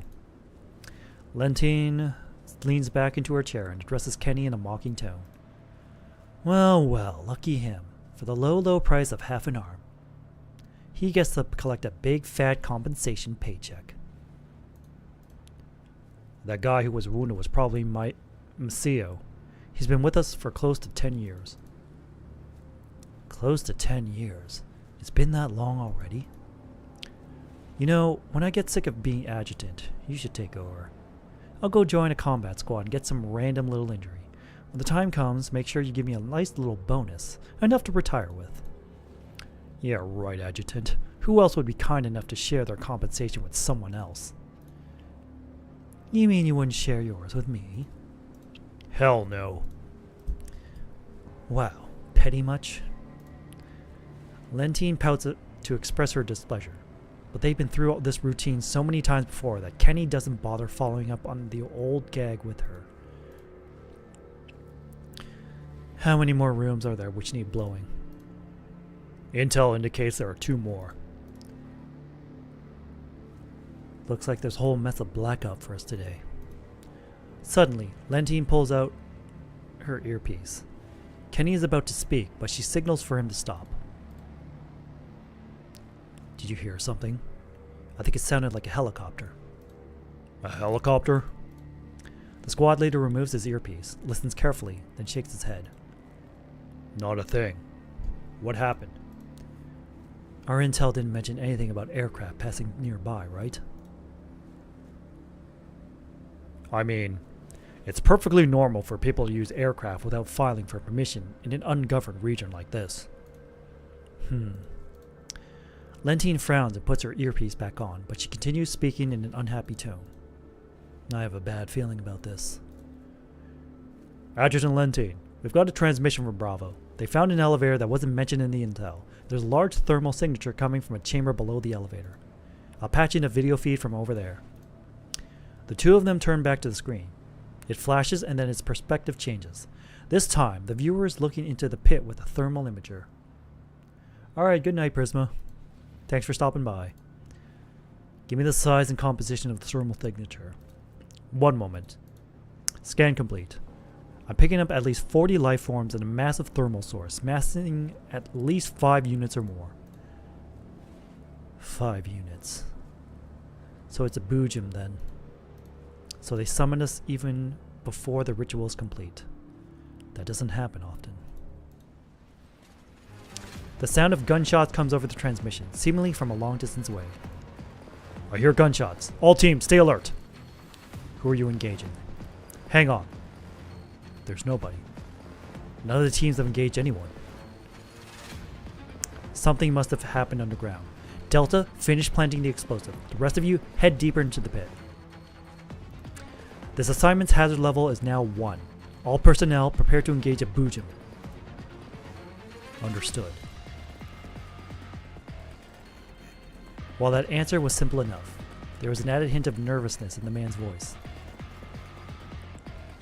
They're calling this a hazard level 3 mission even though there's a boojum present? You were wondering why they shout out so much, right? Looks like you've got your answer. Still, even if the Fabin group is in charge of things, a boojum so close to the green zone is going too far. Forget it. This isn't any of your business. Have Alpha prepare themselves. We'll be... Suddenly, they hear bullets strike the exterior armor plate of the vehicles, followed by an emergency transmission over the radio. This is Echo. We've engaged unknown dolls. They're attempting to enter the underground chamber. Dolls? How many? Unable to estimate. They have a sniper. 2 of our guys have been hit. We're pinned down. God damn it. Kenny, get the IFV over there and get them fire support. Why now of all times? Rhino 2, Rhino 3. What the hell are you doing? Why aren't you returning fire? What? Your optics were destroyed? You shower of useless assholes. Must I do everything myself? Kenny climbs into the gunner's seat and prepares to manually control the autocannon for the attack. However, there is the sound of a crisp impact from outside the vehicle, and the gunner's monitor in front of him promptly bursts into a sea of static. What? Don't waste your time. We aren't going up against ordinary dolls, Alpha. Mount up. We're going in to assist.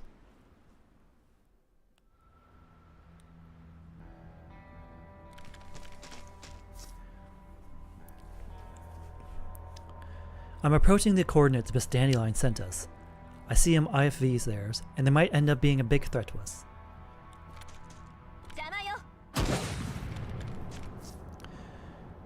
I've destroyed their optics. They shouldn't be able to do anything for the time being.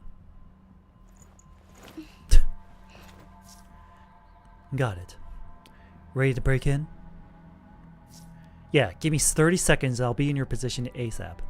Sharkery, stay inside and keep the engines running. Prepare to head out anytime. So I won't get a chance to shine?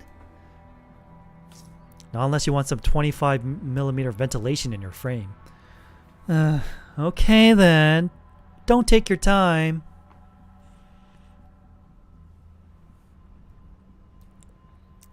Oh. This guy's just flying. Okay. Okay, so how many enemies are there? Just 2? Okay. Okay.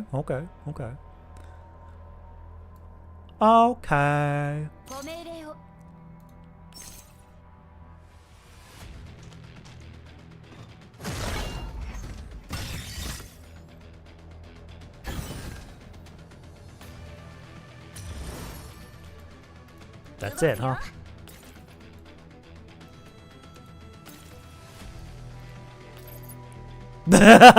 Just dead. Oh, that's funny. That's so funny. They're set up to be like these elite units, and one shot they're dead.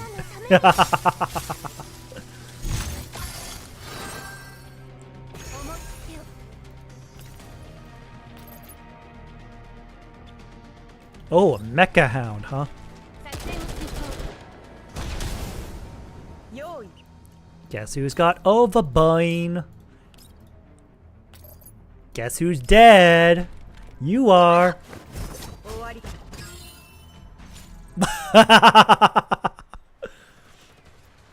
We can't hold them, adjutant. Those dolls made it underground. That fighting style and such capable T-dolls. This is Bravo. We made contact with unknown T-dolls. They got a lot of firepower on their side. Requesting backup. So there are T-dolls underground as well. Looks like things are becoming more and more interesting. Interesting? Leave 3 people behind to tend to the wounded. Everyone else follow me. We're going after those dolls. Got it.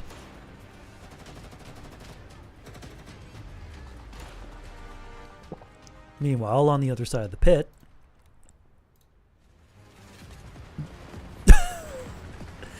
How many more enemies are there?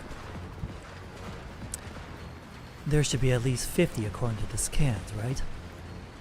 Is there another way? As you can see, right now I'm just a dino. Look, I'm being serious here. In that case, we should be able to solve the problem handily once our reinforcements arrive, right? Reinforcements? Where are we getting reinforcements from? Just then, I hear a familiar yet unfamiliar voice in my earpiece. And the moment I do, I know that we've been tossed a lifeline. Master, do you read me? Loud and clear. We have received Miss Dandelion's distress signal and are now approaching your location. Macchiato's come too. Wait for us, Commander. Don't you dare die down there. Looks like my number's not up just yet. Dandelion, give me Centaurasi's location. Already sent. The enemy's weight of fire is massive. The sooner we're out of here, the better, considering we don't know if more enemy reinforcements will show up. I quickly glance through the signal icons on my terminal. Centaurasi and the others are approaching fast. From their position, I can count on them to help me pincer the enemy. However, we'll need to take Helena back from the Boojum first. I look around. Dayan is hitting the enemy with everything she's got. Kolfne and the Helena she's protecting are looking at me with frightened eyes. We don't have much room for error, but I am certain that even after all this time, the dolls can still work well together. There's no more time to hesitate. I quickly decide on my next move and give my orders. Dayan! Commander. I need suppressive fire from you and Jiang Yu in that direction to draw their attention. Our reinforcements will flank them from behind and will break out through their location. Ah, yes. Dandelion, help compute the ideal attack rope for Dayan and the Centaurasi. Send it to them. Already done and sent. Centaurasi, give me a sit rep once you get in position, then wait for my go. Yes, Master. ETA 1 minute. Dayan, keep laying down fire. When I give the word, we'll make a break for a more open area and draw the enemy's attention. Jiang Yu, can you and your big sis put on a good show to distract them? No problem. Just leave it to me. That's all I needed to hear. And who might this be? Her name is Xiao Hui. She's a new friend of ours. Got it. How about this? You look pretty agile, so you can help bring Helena back to us. I'll have Dandelion disable Helena's defense systems. That's Day and Jiang Yu's commander for you. You're already giving orders without hesitation, even though this is the first time we've met. Hey, if you can handle it, I can do it instead. Of course I can. Should head out now. I'm glad you're willing to help out. Wait for my signal. I look up at the Helena who's still floating in the air. She's watching us struggle with a look of amusement on her face. I pay her no further attention and look down at the Helena in front of me. You're Helena too, right? Yeah. You want to live? I can't die yet. I see the determination in her eyes. Then I turn to Kolfne. Protect her. She's also Helena. Okay. Kolfne reaches down to support Helena beside her, looks up at the airborne Helena. So our Helena. Relax. She'll be fine. Saying so, I turn to look at the hovering Dandygate. You can do it, right, Dandelion? As you wish. After I give my orders, the dolls all look at me. I take a deep breath and wait for the transmission to come in. Master, we've reached our attack position, waiting for your command. Got it. Everyone, go! Centaurace and Macchiato silently drop down onto the elevator platform at the bottom of the shaft while their black armored enemies are focused on firing in the other direction. They suddenly open fire, cutting the black armored troopers down before they even know what's going on. The dolls soon take the position that the enemy once occupied and begin providing us with cover fire. The Dandy Gate flies up to Helena, who seems unhappy. The spherical defenses begin to glow, but Dandelion seizes control of them before they can finish charging up. Nap time for bad kids. You. Before she can finish, the three spheres glow and then revert toward their box form, which encloses Helena. Xiaohui, go now! Got it. Xiaohui throws out a grappling line and immediately springs forward toward high ground while Dayan and Jiang Yu rush towards Centaurace. Run! Everyone breaks into a mad dash. With Centaurace and Macchiato pinning them down, the enemy's volume of fire is significantly reduced. I'm running at the group's head while Kolfne and Helena follow close behind me. Dayan and Jiang Yu bring up our rear. As we approach Centaurace, I notice the flickering of flashlights in the tunnel off to our side. Master, incoming enemy reinforcements. It's in my blind spot. I can't hit them. Cover the commander. Dayan and Jiang Yu immediately rush to the head of the group and turn to face the enemy reinforcements. Jiang Yu presses on my shoulder to get my head down while she and Dayan block the bullets from the side. The two dolls mount a firing retreat away from the enemy. Dazzling flashes of light erupt as bullets splinter and fragment against their frames, but they grit their teeth and continue returning fire. Looking up, I see that Xiaohui has taken the Helena box out of the air, as she's using her grappling line to rake the enemy with fire one-handed as she swings through the air, briefly throwing them back. Go! Now! As the enemy fire falters, we begin another sprint towards Centaurace's location. Xiaohui makes a hard landing beside us, and the Dandy Gate follows closely behind her. Centaurace, use this! Macchiato picks up a smoke grenade from one of the block-armored corpses and tosses it to Centaurace. The two of them prime their smoke grenades and throw them out. The two smoke grenades hit the ground, and the clouds of white smoke obscure us. Everyone gets behind cover. Perhaps it's because they can't see us anymore, but the enemy gunfire suddenly stops. Centaurace. WA-2000, thank you for your support. I'm called Macchiato now. It was an honor, Miss 95 and 97. Are you alright? We're fine. Our frames are still functional, but we should leave ASAP. I look at the dolls. Dayan's shoulder and head are damaged, while Jiang Yu has two big holes in her thigh. Centaurace and Macchiato help them onto the platform elevator. Kolfne holds a panting Helena as they make their way forward, while Xiaohui struggles with dragging the heavy box on her back. I run onto the elevator too. It groans and rumbles before slowly grinding into movement.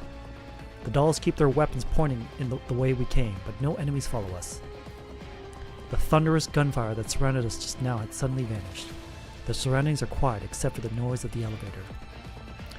For some reason, I don't feel the joy of narrowly escaping death. On the contrary, a sense of foreboding fills my mind. Sharkery, are there any enemies at the position we entered from? Not right now. Are you sure? This is important. Sharkery's been watching through a telescope all this time. Alright then, start the ignition. We'll be there in 5 minutes. You have a vehicle outside? Yes. It was supposed to be a surprise gift. A gift? But... Macchiato, bad news! I'm seeing tons of IFVs heading toward your location. How many?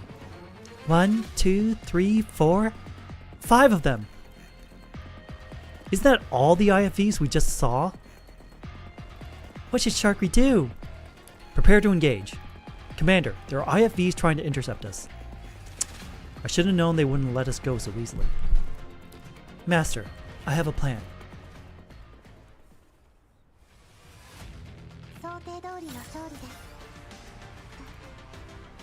Right, that was all part of...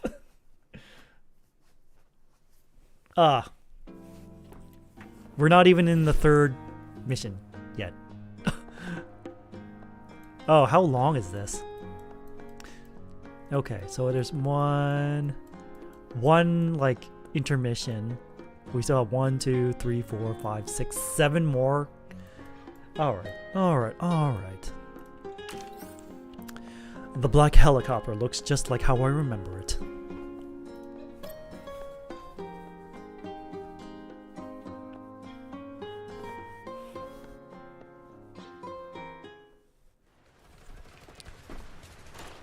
Adjutant Lentine, look out.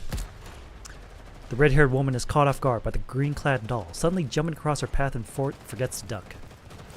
Kenny tackles Lentine to the ground, and the bullets that would have hit her square in the chest instead slam onto the man's back plates. The other troopers immediately stop shooting and drag the two of them into safety. The woman gets to her feet and immediately checks on the squad leader's wounds. Kenny, are you alright? Hell if I know. She quickly inspects the place where he was struck and finds a bullet stuck between two of his ballistic plates. Get up already. It's not going to get you pregnant. The woman kicks the squad leader. After realizing he wasn't injured after all, Kenny scrambles to his feet. Lentine pays him no further heed. Instead, she peers out from behind her cover. The smoke cloud has fully spread out. She can't see anything. Adjutant, we've lost sight of the target. Should we pursue? Give me a casualty report. 12 KIA, 25 WIA. Losses are serious. Goddamn motherfuckers. After them. I want them all to burn in hell. Calm down, Adjutant. We're at a huge disadvantage fighting dolls at this range.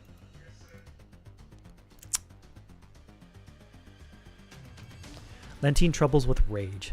She pulls out a cigarette and takes a deep drag from it to calm herself down. After a brief period of contemplation, her reason wins out over her emotions. Bravo. Evacuate the wounded. Everyone else from the other teams who can still move, form up into a squad and follow me. We're heading up the surface to wipe them out. Once we get at the underground levels, blow all the charges. Yes, ma'am. Kenny, have everyone from Echo who's still alive drive the IFVs over to block off the exits the dolls are using. Stop them no matter what, even if it means having to physically hit them with your cannon barrels. I'll contact them right away. The attack and losses sustained have far exceeded anything she has expected. Meanwhile, it's very hard for her to not imagine what has happened here after looking at the corpse of the Bujum in the deep pit and that of the woman in black outside it. What the hell am I even fighting for? Lentine mutters to herself, a mix of emotions in her heart. Then she casts aside her cigarette butt and vanishes into the darkness of the tunnels with the rest of her men. This is Rhino 4 hailing Rhino 1. We picked up Echo and are heading for the tunnel entrance. The few remaining black armored troopers fall into the IFVs. Their rear hatches close up and their engines roar loudly. 1 copies. We're falling behind you. Ready to cover you anytime. The 2 IFVs stop at the entrance of the tunnel. It's wide enough that they can drive into it side by side. The remaining 3 IFVs are parked outside the entrance, flanking it with their autocannons pointing at the opening. All their targeting optics are riddled with bullet holes, forcing the crew to pop their hatches and physically view their surroundings. The vehicle's headlights turn on. One of the vehicle commanders signals in advance, and the 2 lead IFVs drive into the tunnel. Rhino 4, let the infantry scout the surroundings. Don't let yourselves get flanked and ambushed. 4 copies. They're on high alert. The black armored men emerge from the vehicle, guns held at the ready as they eye the area around them. This is Lentine. The enemy is taking the elevator up. Head to the top elevator landing and intercept them. Smash them to bits. 4 copies, Adjutant. You heard her. Pick up the pace. Copy. Accelerating now. The IFV picks up speed, crushing the crates and corpses underfoot. The black armored troopers notice that the crushed corpses have Mangi security written on their gear, but their rapid movement soon carries them out of sight. Stopping at the end of the tunnel, the IFV's headlights cast a clear glow ahead, while the elevator platform noisily makes its way up the shaft. The spitting yellow lights and alarm klaxons are a constant reminder to the IFV's crew and complement that the elevator is about to arrive. The elevator platform is stacked high with various crates. The IFVs turn their turrets to cover it as soon as it comes to everyone's view. Open fire! Open fire! Roger, commencing attack. While they can't see the enemy's positions, the IFV gunners pull the triggers on their hand stations without hesitation.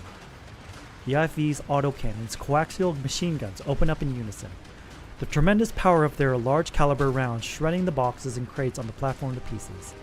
The autocannon rounds even pierce the platform itself and turn its center into Swiss cheese. The plumes of smoke from the gunfire cover the entire platform. It is only after 10 odd seconds of this withering barrage that the IFVs finally cease their attack. Cease fire. Do you have any visual contact? Unable to determine, but there's no way anyone could survive that. Ugh! A sharp blade slashes through the neck of the speaking trooper. He stares incredulously at the maid-attired doll who has appeared behind him. Blood spurts from his severed carotid and jugular. Carotid and jugular. He tries with all his might to stop the bleeding but fails, and he collapses limply through the turret hatch and into the vehicle's interior. Ambush! Ambush! Drop off your troops! Ah! Another doll descends from the ceiling, landing heavily on the turret. The crewman nearest to her tries to pull out a pistol and shoot, but she kicks his head so hard it spins a full 360 degrees around his neck. What the hell's going on? Report! We've been ambushed. Disembark and form up now.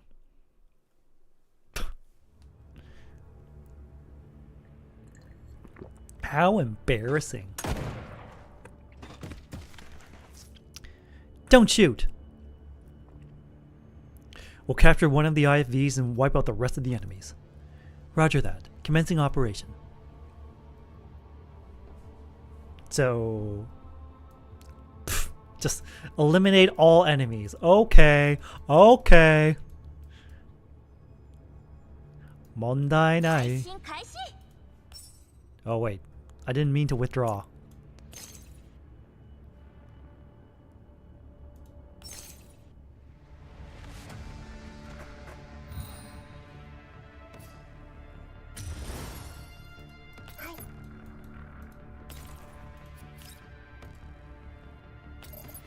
Alright, that's 2 down already. Wow.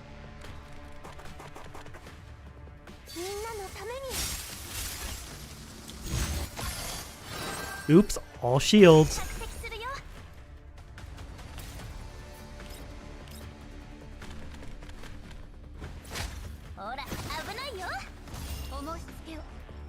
Oops, all shields. Oops, all support attacks.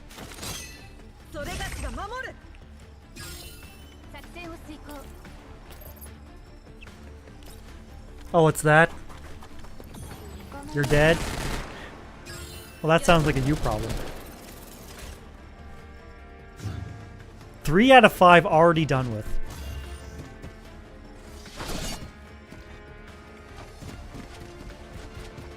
Oh, look at this. Look at this weeb.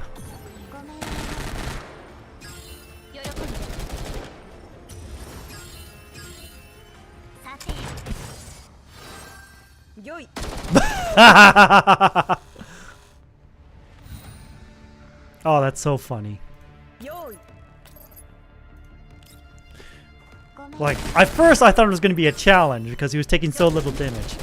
But once we stability broke him, he just took all the damage.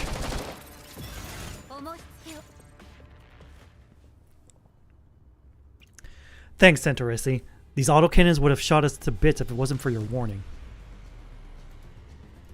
Climbing up a tiny platform was a piece of cake. Those people were totally underestimating us.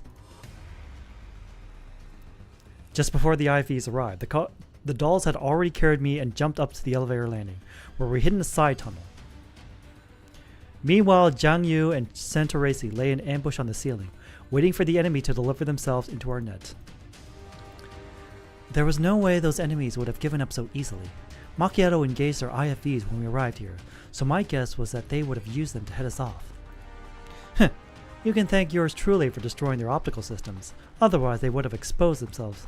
They never would have exposed themselves like they did. Good point. We would have had a much harder time if they had buttoned up on their vehicles. Those metal boxes are a real pain. Seeing how proud Macchiato looks, I nod in her direction to show my approval.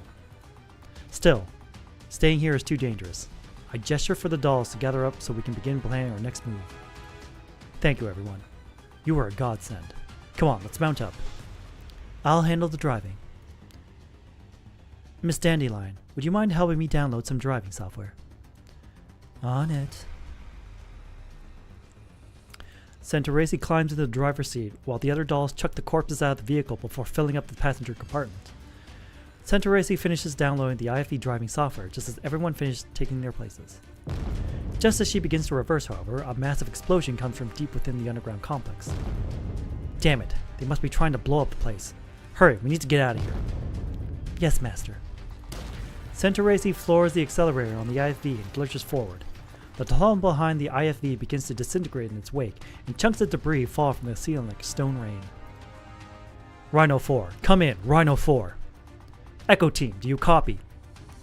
I think they're all dead. Son of a bitch. All remaining Rhino units, listen up. Seal off this tunnel exit. The tunnel is collapsing faster and faster, but Centaurace is already driving as fast as the IFV can go. From her perch inside the turret, Macchiato spots more IFVs waiting to ambush us. But there's no way we can slow down now. Sharkry, get over to the tunnel exit right now. We need backup. Go with plan 1. Weapons free, weapons free. Is it time for Sharkry's exciting performance at last? Yay! We slam into a wall of lead from the IFVs outside the tunnel, forcing Macchiato to duck back inside the turret. In front, bullets, cannon shells, and all manner of ordnance throw up an endless rain of sparks as they ricochet off the IFV's armor. Behind us, the collapsing tunnel surges forward to consume us all. Suddenly, a tremor of whirling blades shakes the air from behind the IFVs that are outside the tunnel. A helicopter armed with rocket pods had just arrived in attack position. It's a chopper! There's an attack chopper out there! A what? Hang on, we're almost there.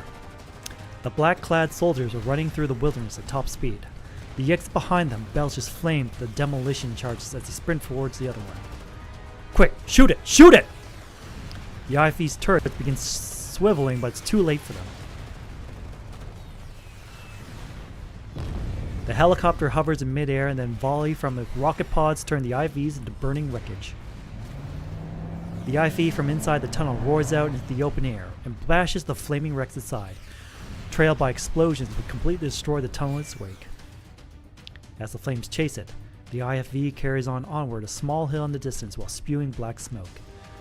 The helicopter gracefully bangs to the side and flies past us, landing on the hill where we're headed. Once we get there, Centaurace puts on the brakes and I emerge from the IFV.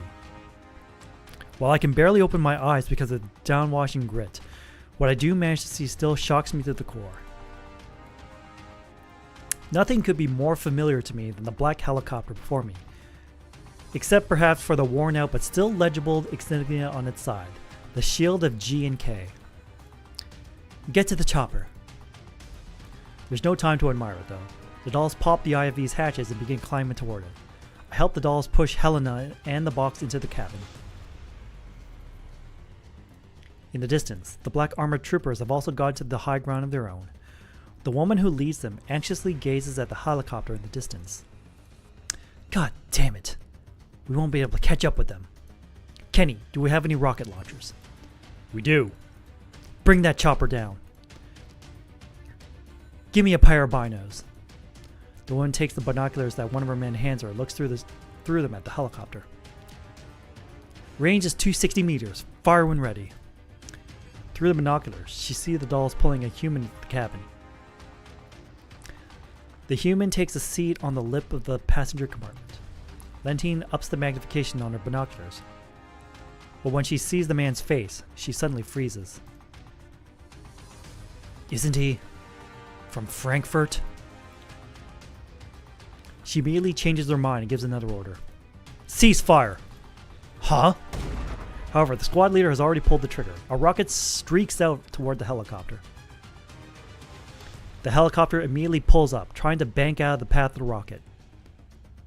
However, the intersection of its course and that of the missile sealed the fate of the group on the helicopter.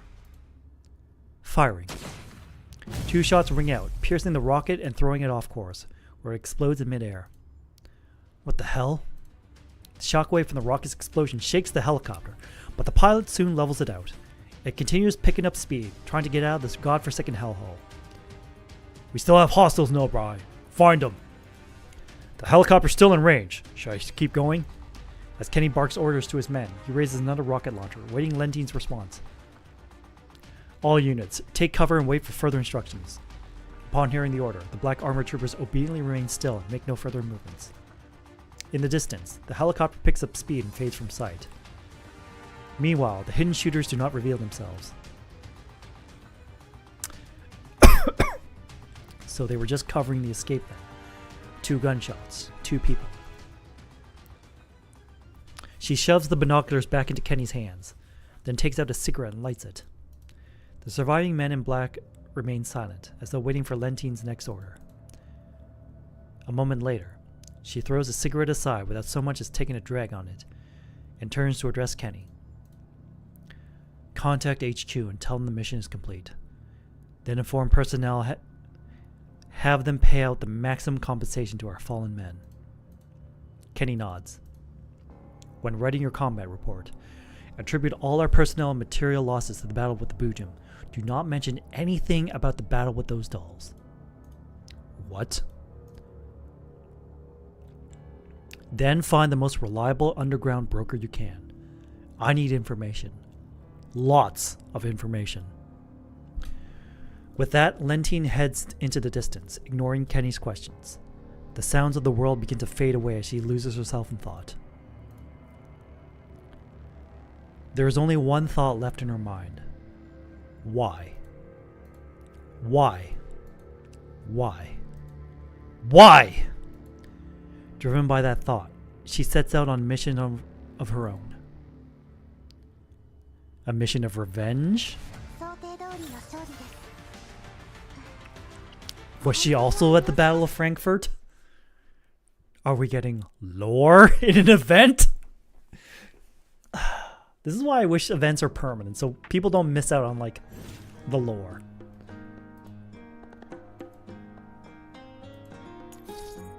Anyways, I need to get more water. My throat is parched. So, BRB. Oh, yes, BRB. I'll put up some ads in the meantime, so, have fun.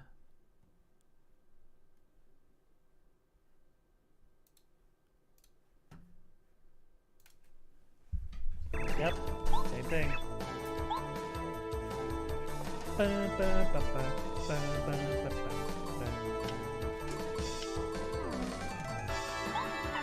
Fireflower. Ready to hurt, Mario.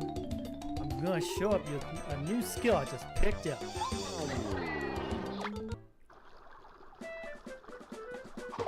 Yeah, I'm walking. Yeah.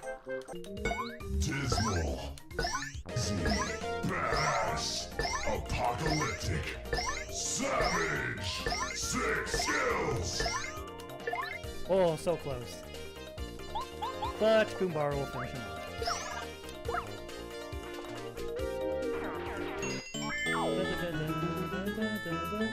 Sit tight, folks. Now departing from Mount Rugged. Choo-choo, motherfuckers. You're on my train with a face and I'm coming away.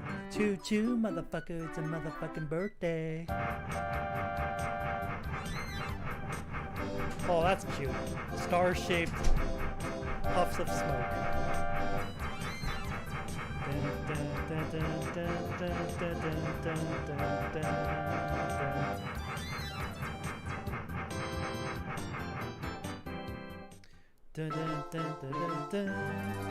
Chapter 2: The Mystery of Dry Ruins.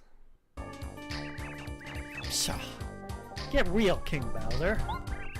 Yeah, that Gooba King was huge. He was a total Wimpola. Well, nothing like him. See, what we've got going on is the power of teamwork. Together, we can put the herd of Mario in seconds flat. Excellent! That's the spirit! Sell it, Koopa Bros! Show our king that special attack you do so well! Yes, ma'am! Ready, everybody? Ooh! Ooh! This is... Ooh! Let's go home. Hey, it's a Luigi. Okay. I think I unmuted. It says I'm unmuted. Here, you can freely share your secrets. I got some more water. My throat is parched. The helicopter rises through the clouds and reaches its cruising height. I get back inside the cabin and close the door, whereupon the active noise cancelling system installed in all Griffin helicopters engages and excludes all outside noise. The silent surroundings make me realize I've left the combat zone. It is only then that I realize that my hands are trembling, a feeling that is slowly rising up in my arms. I clench my fists, doing my best to stabilize my heart rate, and then I begin considering the current situation. Based on what I saw just now, the involvement of Paradeus, those PMC troops, and that other Helena are all very unnatural. What on earth is Dandelion trying to pull? Where is she trying to steer all this? I look up at the flying dandy gate and think about how to get a straight answer out of her. That missile headed at us clear does not explode for no reason.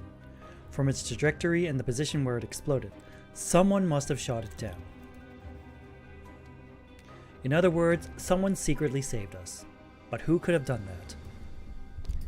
I ponder the question, but can't come up with anything. Since I have no evidence or proof to support it, all I can do is set it aside for now.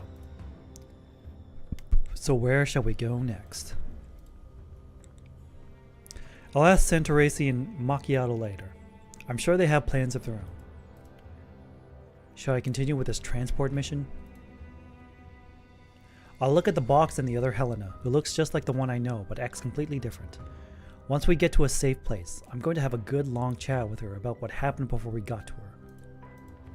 After this brief period of contemplation, I look around the inside of the cabin. This is a standard issue Griffin transport helicopter. Judging by its stability in flight and the normal operation of its noise cancellation, this chopper most likely has been maintained at active duty spec from 10 years ago. While the fittings are a little old, they're all pretty much standard issue from back then. Even the first aid kit is in the same place. Macchiato heads over to the co-pilot seat and talks to a doll I've never seen before, our flight path. Santoresi takes the first aid kit from under the seat and begins treating the wounds of the dolls who were damaged in the battle just now. The dolls begin exchanging their names and rejoice over surviving that battle just now. I look at Kolfne. She's trying to strike up a conversation with the other Helena, but the latter does not respond in any way, only looking down at the box. She looks uneasy, but I can tell that she's trying to rein in her emotions. She's been secretly observing everyone since we got on the helicopter and thinking about something.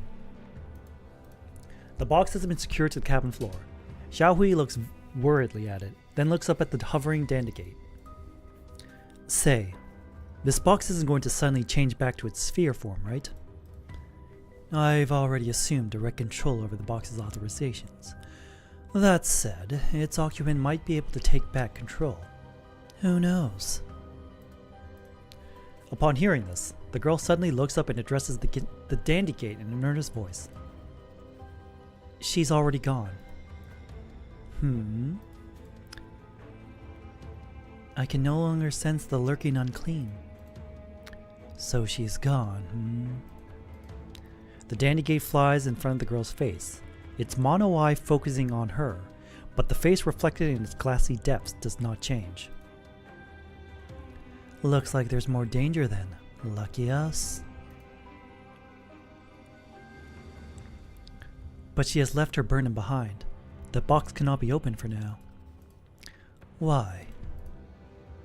Are you afraid she will replace you?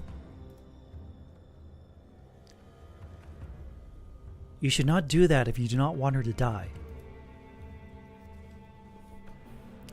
After saying that, the girl lowers her head once again and remains silent, no longer listening to Dandelion's teasing. With a sigh, I look away from the conversation to the dolls. Santoresi has just finished binding Diane's wounds, so I approach them and ask about their condition. Diane, Zhang Yu, are you alright? You don't have to worry, Commander. They were merely flesh wounds. Yep. A band-aid or two and then we'll be just fine. Diane's injuries aren't particularly bad, but Zhang Yu has suffered a penetration injury through and through to her leg. so Centauresi kneels before her and begins administering first aid. She carefully extracts the bullet and its fragments, then fills the wound channel with packing epoxy and applies a skin patch over the entry and exit wounds. Jiang Yu limbers up her leg, then nods happily to Centauresi in gratitude. Seeing as Centauresi has finished first aid for them, I decide to ask her the question that's been on my mind. So, what's the deal with this helicopter? Kind of slow on the uptake, aren't you, Commander? Can't you tell that this is the present that your subordinates prepared for you? The dandy gate shifts its position to directly over my head. I try to look up, but I can't see her. Is that true? Centauresi puts the tools back into the first aid kit, then looks up at me with a smile. Indeed. We heard that you were working in the yellow zones all this time, so the manager and everyone in Zucchero decided to chip in and get this for you. We were planning to present it to you when you came to the satellite city. However, the situation was urgent and we needed to get there ASAP, so we had to give it to you in this way.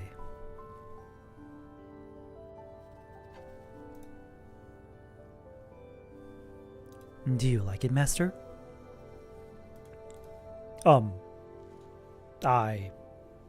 Yes! Yes! The sudden surge of emotion leaves me unsure of what to say next. As nostalgia assaults my brain, I look around. I feel like I've gone 10 years back in time. But after seeing the box on the ground and Helena beside me, I realize that I'm no longer in the past. Thank you, everyone. Don't forget to thank Springfield. It took her a lot of effort to acquire this transport helicopter. After Macchiato finished talking with the pilot, she heads in from the pilot's cabin and takes a seat opposite me. Did she? And your name now is Macchiato. That's my name now. Make sure you remember it. I will, Macchiato. Is Springfield with you too? Yes. Manager is waiting for us in CHE-02. It's one of the satellite cities on the escort route. I look up at the dandy gate. It pretends that I didn't notice me looking. We should be safe now. Would you like to contact the manager? Ah, yes, we should. Please put me through. Centauresi adjusts the transmission frequency and patches the signal into my earpiece. Soon I hear a familiar voice through it. Oh my, Commander. It's been a while since we last spoke. Yes it has. Sorry for making you go through all this trouble. Now. No need to stand on ceremony, Commander. Are things going well on your end? I guess not. You're as funny as ever, Commander. Judging by the fact that you're speaking to me over this channel, I take it you've already received our present. Yes, although I have no idea how you managed to hold on to it for so long. It's definitely a big gift though, and it's definitely appreciated. That's good to hear. I'll make preparations to receive you at the cafe. The cafe, I see. Speaking of which, I brought a rather complicated bunch of guests with me. Will it be convenient for you? Miss Dandelion has already told me the details of the situation. As for those Helenas, they'll need special care. You may need to make some preparations before coming to the cafe. Preparations, say. I understand. Oh yes, regarding the Elmo, I've explained the situation to Miss Mei Ling and asked her not to worry. You don't need to worry about the rest. I've already told the staff members what to do. Just get some rest along the way. We'll deal with any problems that come up when you arrive at Zucchero. Well, that's Springfield for you. She's already taken into account all the things that were worrying me. I nod, then end the call after thanking her. As I take in the view outside the window, a wave of fatigue suddenly washes over me. Apparently, the sense of security I felt from knowing that I was surrounded by my dolls led me to relax unconsciously.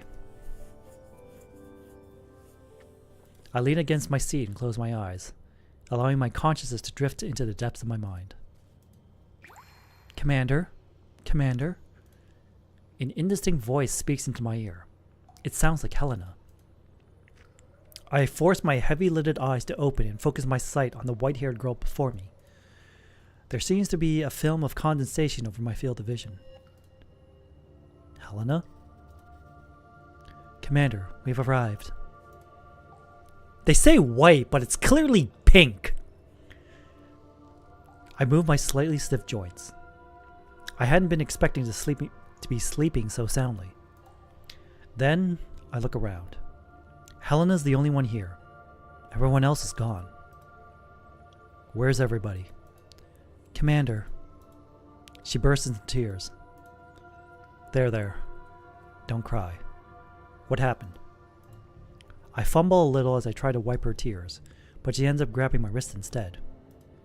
I never imagined a child could be so strong. I can't break free of her grip. Commander, save me. The Helenas. Deceived. Lies. Don't worry. If nothing else, you'll be safe by my side. But if you need my help, then you'll need to tell me everything, okay? Helena is still sobbing, but she nods. Suddenly, her pupils dilate and the strength fades from her hand. I use this opportunity to regain control over my wrist. Right after that, white mist floods in from the outside of the helicopter. Helena begins muttering to herself as though she's been summoned by something. Helena won't... I'm not... traitor. Before she can finish, she turns and rushes into the mist. I reflexively follow her. As the mist clears, I grind to a halt as I see a seemingly endless expanse of epiphyllums before me. Countless Helenas are walking towards the flowers. The epiphyllums bloom, and the petals fall like rain. This beautiful scene is indescribably eerie. Helena! My voice shatters the silence of the Helenas. As one, they instantly turn to look at me with vacant eyes. Only one of them has the same sad look on her face. You should not have come here. Then leave with me. We'll go together. Helena shakes her head. My destiny is here. Destiny? To hell with destiny! A thought flashes through my head. For some reason, I feel like if I let go of Helena, I'll lose her forever. You are kind, Commander. What on earth are you saying? I pick up the pace until I reach Helena. I need to get her out of this creepy place. I'll physically drag her away if I have to. However, no matter how much strength I use, Helena refuses to budge. Also, hi there, Kay Midori. Welcome to the stream. We're doing the event story, but it feels like canon story. It feels like main story. The kind die. But you must live. Helena picks an epiphyllum beside her. The soft, lovely flower instantly transforms into a sharp blade that gleams coldly, and she stabs it into my heart without hesitation. I can't dodge the blow, but my chest doesn't hurt. It just feels cold. I just finished reading the story. They are really cooking. Alright, no spoilers, please. Helena weeps, and my consciousness grows hazy. I bolt upright, like I've been electrocuted. After gasping heavily for several seconds, I realize the Dandygate is perched on my chest. That must have been where the coldness came from. Were you dreaming? Upon seeing that I'm getting up, the Dandygate hops off my chest and takes into the air. I turn to look at the girl in the corner, then at the box, and quietly sigh. More like a nightmare. I think I was too tense. I'm okay now. Dandelion flies a circle around my head before descending before my face again. As long as you're fine. Get ready. We're about to land. I look outside the window again. The helicopter is approaching the city. The doll who Macchiato called Sharkery is speaking into the communicator. It seems she's talking to the local air traffic controllers. Looking down, I notice that despite us heading straight for the city, the air defense emplacements on the walls are not tracking us, as though we're old friends. This takes me by surprise. It implies that this helicopter has been legally registered and has permission to use the city's airspace. The cost of obtaining such permission might actually be greater than the price of the helicopter itself. The helicopter slowly descends as we near the city, until we end up touching down on a small helipad near the city walls. After stepping out of the helicopter, the massive quarantine walls fill my line of sight. As I look around, I notice that all the nearby security cameras are facing elsewhere, as several men in police uniforms approach us. Macchiato moves up to meet them and stuffs several black cards into their hands. The men nod before heading toward the helicopter. They walk past us as though we were invisible and enter the helicopter. Soon, the helicopter lifts off and flies elsewhere. Come with me, Commander. Miss Diane, Miss Jiangyu, Miss Xiaohui, Sharkri will take you to the Zucchero Cafe. It is a safe place where you can rest for a while. Commander. Go rest. I'll come by afterwards. Diane nods and the trio of dolls heads into a passage with Sharkri. Meanwhile, Macchiato enters a passcode into a nearby door before beckoning me over. I enter it with her, followed by Kolfne, who is holding Helena's hand. Centauresi is at the rear of the group, carrying the box on her back. After passing through a rundown maintenance passage and taking a cargo elevator into an underground area, we arrive at a small storage unit. There is a 6-seater light truck inside it. We mount up in silence, drive it out of the storage unit. As we emerge from the underground area, the sunlight hits my face. It is sunset now, and the truck slowly climbs in a long spiral from the sublevels of the satellite city toward a higher elevation. As we go deeper into the city, more and more lights come on. It seems they're celebrating some sort of festival. Helena's eyes are drawn to the lights of the city. She seems to be trying to greedily devour them all in her gaze. All this must be fresh and new to her. I can practically sense the excitement and eagerness boiling in her heart. However, when she looks back inside the truck and sees the box on the floorboards, her eyes go dull again. She notices I'm looking and turns to look me in the eye. On my part, I do not shy away from meeting her gaze. Then, her mouth opens, as though she wants to say something, but then she hesitates. Instead, she turns away, looking neither at the city nor at the box, but at her feet, and she seems to be waxing thoughtful. An hour and two more changes of vehicles later, Macchiato drives into a skyscraper, whereupon we dismount and get into an elevator. As its doors open, we are greeted by a bright yet completely sealed room. Springfield is there. Clearly, she has been waiting for us for quite a while. Welcome, Commander. Did you enjoy your trip? And here I thought we'd run into a blockade or be subjected to a thrilling car chase. Looks like I was overthinking things. It would be terribly rude to subject you to something like that after you came all the way to CHE-02. Well, that's our reliable cafe manager for you. Speaking of which, this isn't Zucchero, is it? I look around. We appear to be in a very high-end safe house, packed with all kinds of comms equipment and weaponry. Even the walls have been reinforced with ballistic armor plating. But of course, this is one of our hiding places. It used to be a high-end apartment. I've renovated the interior, so it should be quite secure against internal and external threats. After considering how important this little miss might be, I thought it would be best to put everyone up here. Well done, Springfield. You really did think of everything. Looks like I made the right choice in picking you as our first stop.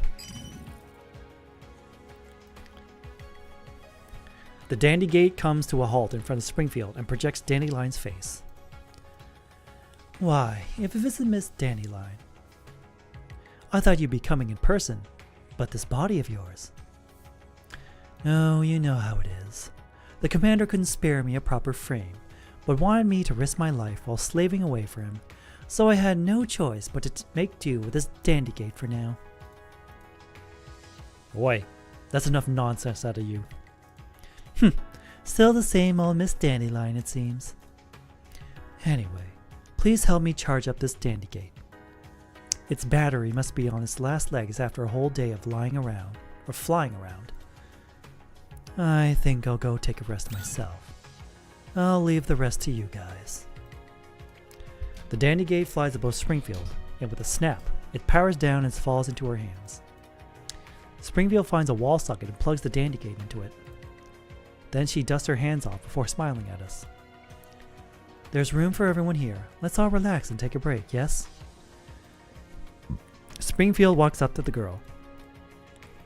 Now, as for you, Miss Helena, if you don't mind, would you allow us to lend you a hand? The girl doesn't answer, and Kolfne directs a pleading gaze at me. It's fine. Let them handle it. You should get some rest too. We'll meet in the hall later. It is only after hearing me speak that Kolfne lets go of Helena's hand. Centaurasi leads Kolfne to one of the rooms and escorts her inside. Springfield smiles and holds a hand out to Helena. The latter doesn't take it, but she eventually nods after hesitating for a moment. Springfield then turns to say a few things to Centaurasi before the two of them lead Helena into another room. Before they leave, Springfield turns to speak to me.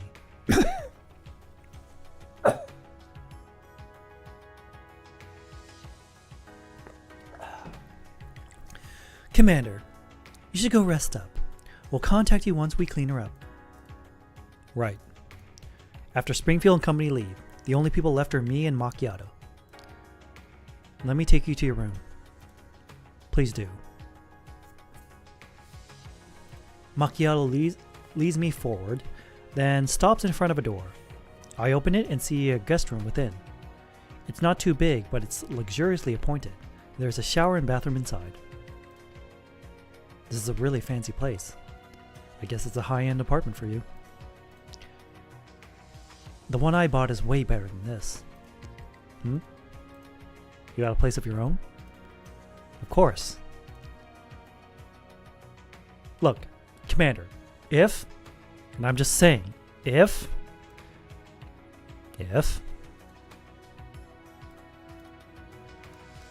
it's nothing. Go bathe. You smell like a fire. But, okay, I'm going now. I enter the room and Macchiato closes the door with a click. I sigh heavily, then take off my jacket before lying down on the bed. While I still feel very tired, sleep is long in coming. After tossing and turning a few times, I decide to clean myself up and enter the bathroom for a shower. The clean room and comfortably warm water make me realize that I haven't been treating this well in a long, long time. As I spray myself with hot water from the shower head, I think back on the things that happened before this. One thing's for sure, I don't regret anything that happened. I feel much more refreshed after exiting the shower and drying myself off. Then, it's on with my clothes and back on the bed again to await Springfield's summons. Just as I'm about to fall asleep again after many minutes, I finally hear Springfield's voice from my terminal. Commander, is now a good time? We finished preparations on our end. I throw on my jacket and head outside. As I do, I see Springfield and the others waiting for me in the main hall. I notice that Helena's sitting on a sofa. The grime and bloodstains from earlier have been cleaned off and she's wearing a fresh set of clothing. Kolfne is sitting by her side while Springfield is seated opposite them.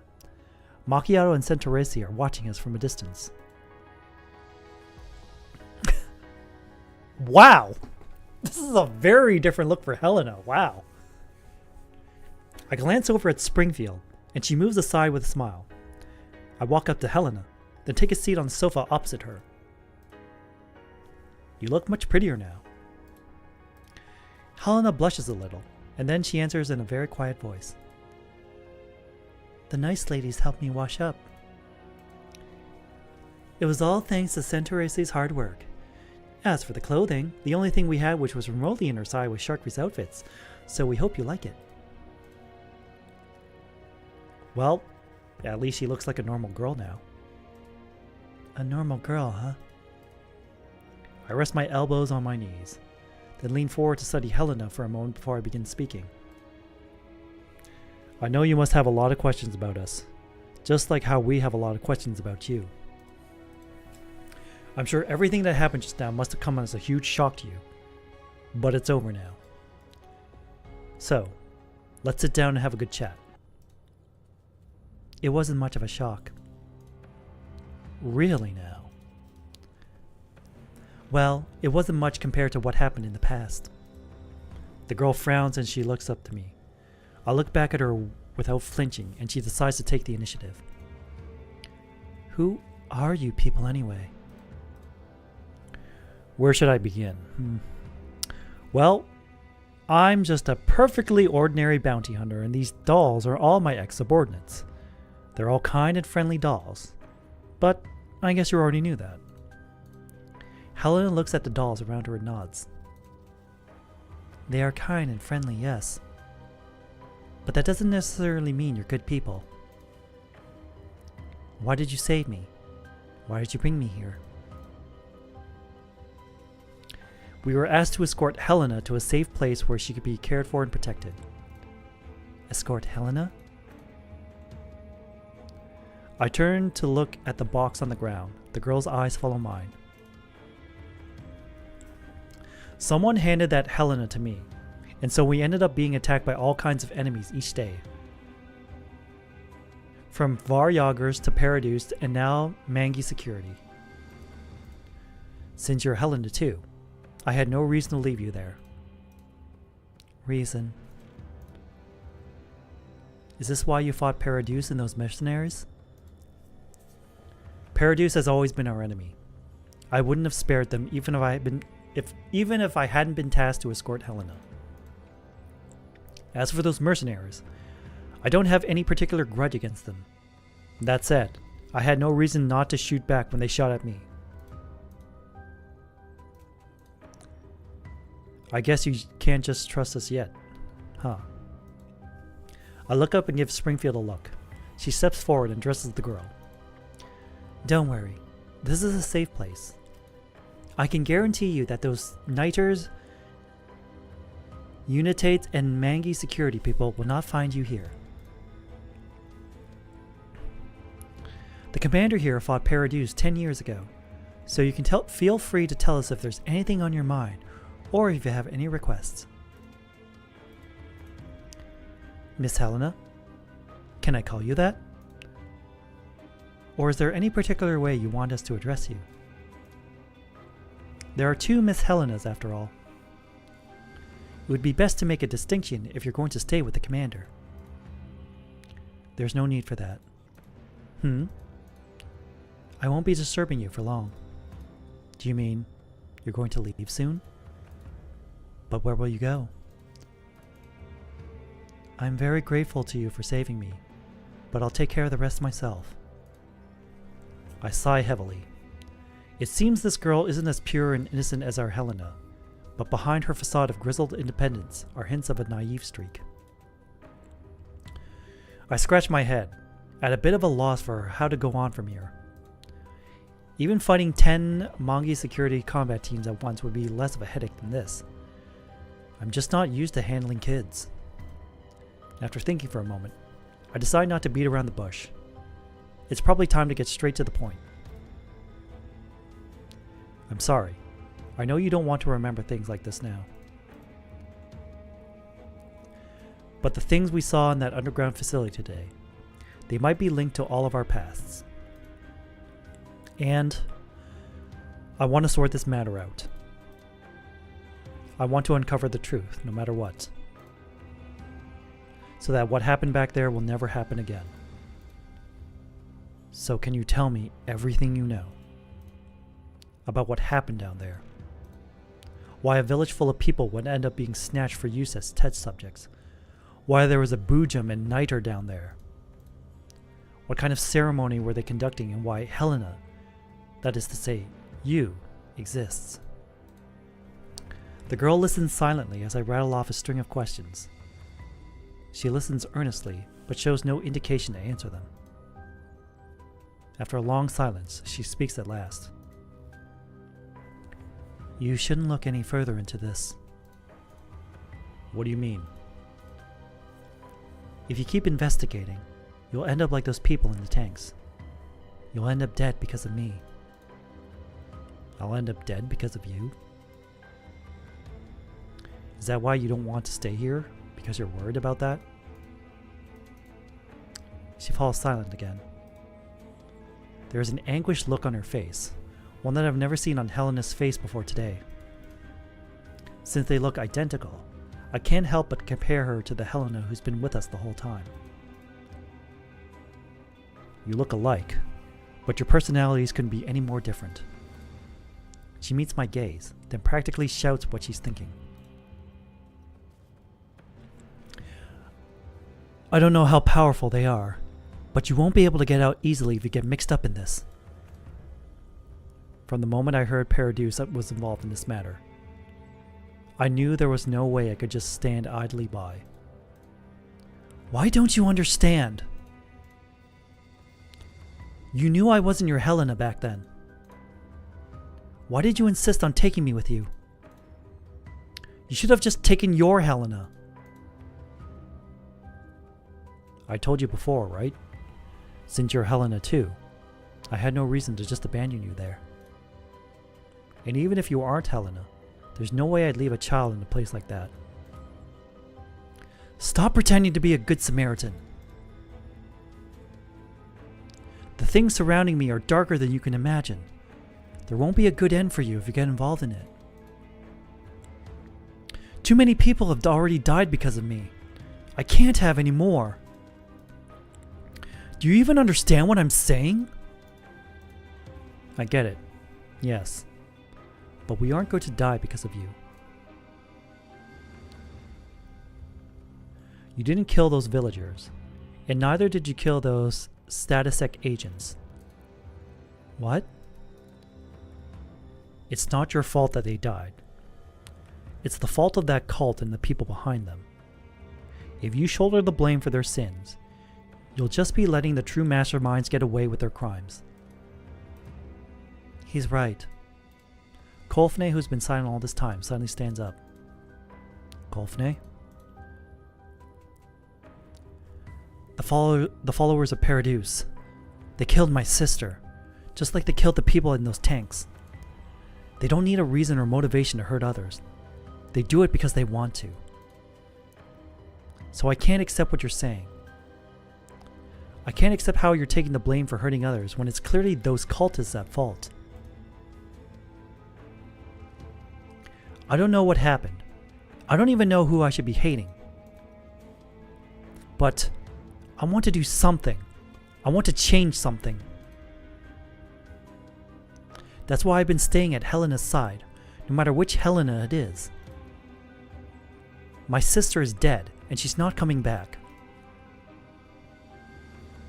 But maybe, if I try hard enough, the people who would have suffered like my sister did won't have to be hurt. I'm sorry. I shouldn't be saying this to you. The air in the room goes silent. After saying her piece, Kolfne sits back down and says no more. Thank you, Kolfne. I look at Helena, and I address her in kind as firm a tone as I can manage. Running away won't solve anything, and running away won't stop tragedies like that from happening again. I'm sure you understand that. But don't take everything onto yourself. Also, don't look down on us. You saw how we took out that Boojum and those mercenaries, right? We'll uncover everything about the Helena incident. Considering how that Helena ended up in my hands, I'm pretty sure you know how determined we are to interfere in this matter. Helena D68 bites her lip.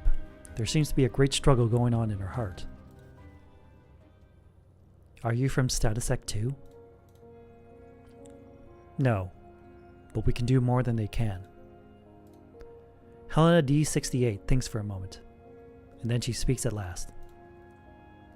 Well, if you want to know, then I'll tell you. My memories are limited to what happened in that village. Niter and the Unitates called me Lord, and those villagers looked at me as a miracle created by God. They said I could help everyone find Kavitas, and then lead everyone to freedom from pain and gain eternal life. Do you know what Kavitas is? No, I don't. But I heard that it's what everyone's been searching for. In order to find this Kavitas, they put me on those instruments and did all kinds of experiments on me. Experiments. More bloody experiments.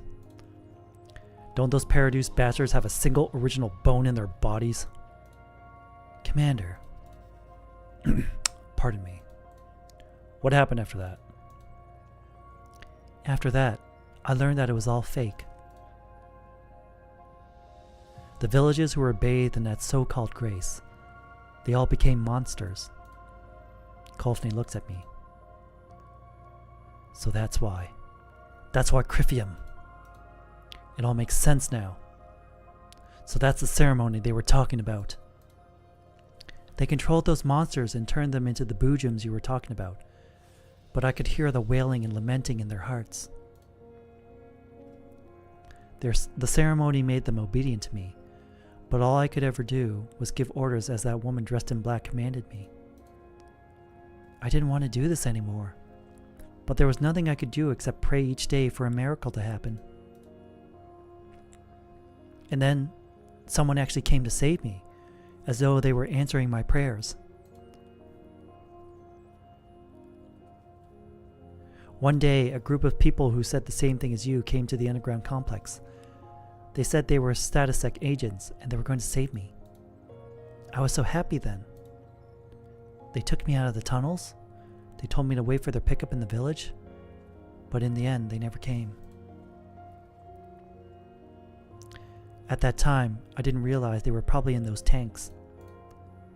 I had nowhere else to go. My only company was the lingering spirits of the fallen. At that time, all I could do was pray, and then my prayers were answered again. Another me descended from the heavens, shining brightly. So our Helena was drawn to you by your prayers? The girl hesitates for a moment, and then she nods reluctantly. Yes, I think she heard my call.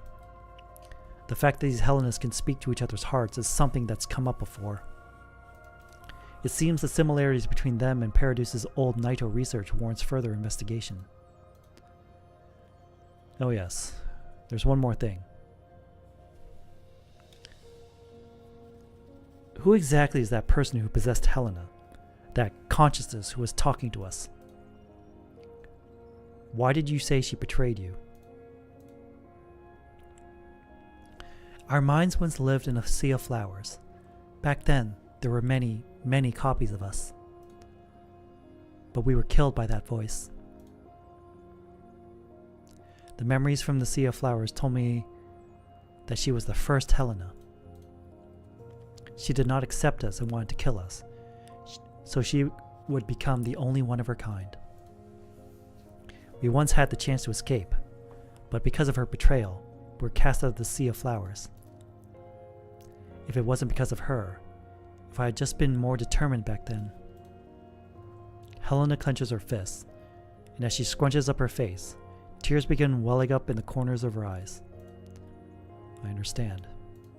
Alright, you said enough for today. Go get some rest. My questions have been answered. What she said indicates that what happened before is essentially the same as what I theorized. Paraduce took over a village, tricked its inhabitants into following their damn cult, used them as test subjects to fuse them in with plants, which they later combined into a Boojum, then tried to use the Helenas, who could hear psychic messages, to control them. Meanwhile, Niter and those cultists were responsible for protecting and controlling the Helenas. Mongi's security was responsible for ensuring the perimeter was locked down. This was a comprehensive biological experimental setup. Well, I don't know what the aim of all those experiments is. It's perfectly in keeping with Paradis's way of doing things. And that also makes me certain that those bastards haven't been completely stamped out yet. Let us handle the rest. I promise you that nobody else will get hurt again. Kolfne, stay by her side. Also, we need to check on the condition of the Helena in the box. Will do, Commander. Springfield, please take care of him.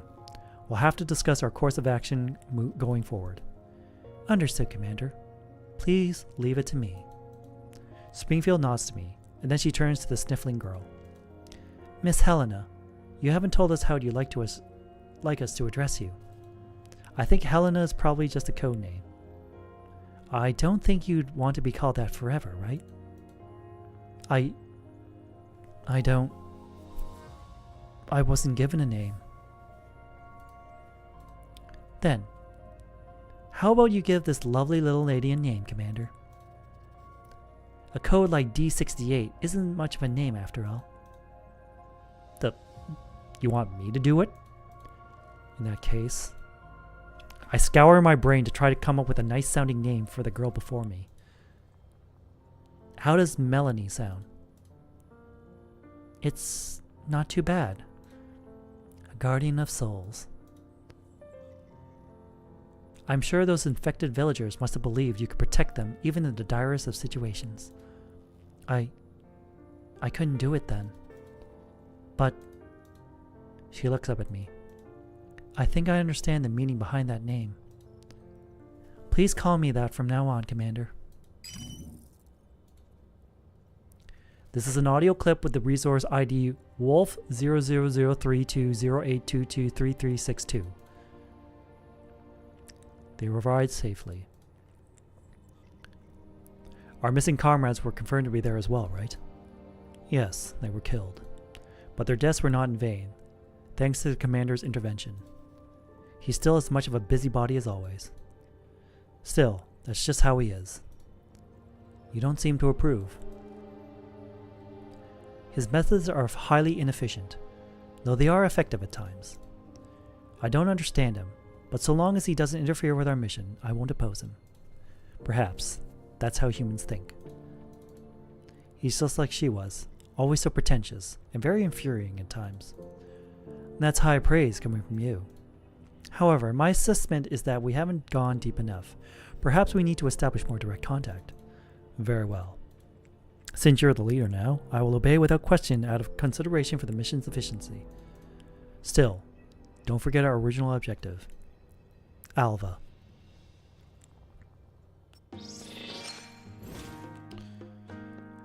Alright. We still have 1, 2, 3, 4, 5, 6. 6 left. Ah. Feedback sticky. Alright. Alright. Move everything. Consolidating. Wow.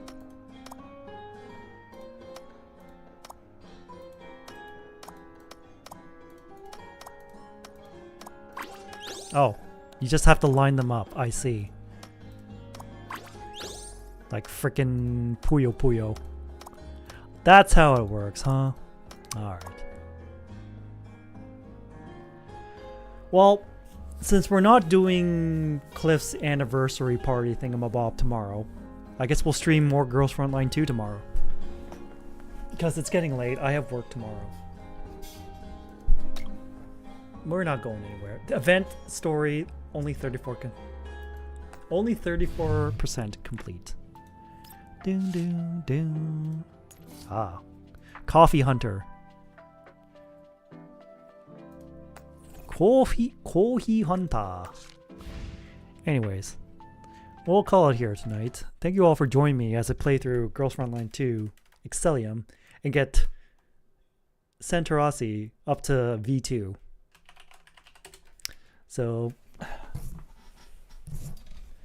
be sure to check me out on all the other social media sites. All the links are there. And we'll go raid Jack, who's also streaming Girls Frontline 2. And, you know, clearly, since the stream was about maids, we need to do a maid raid. Anyways, good night, everyone. Remember, stay prime.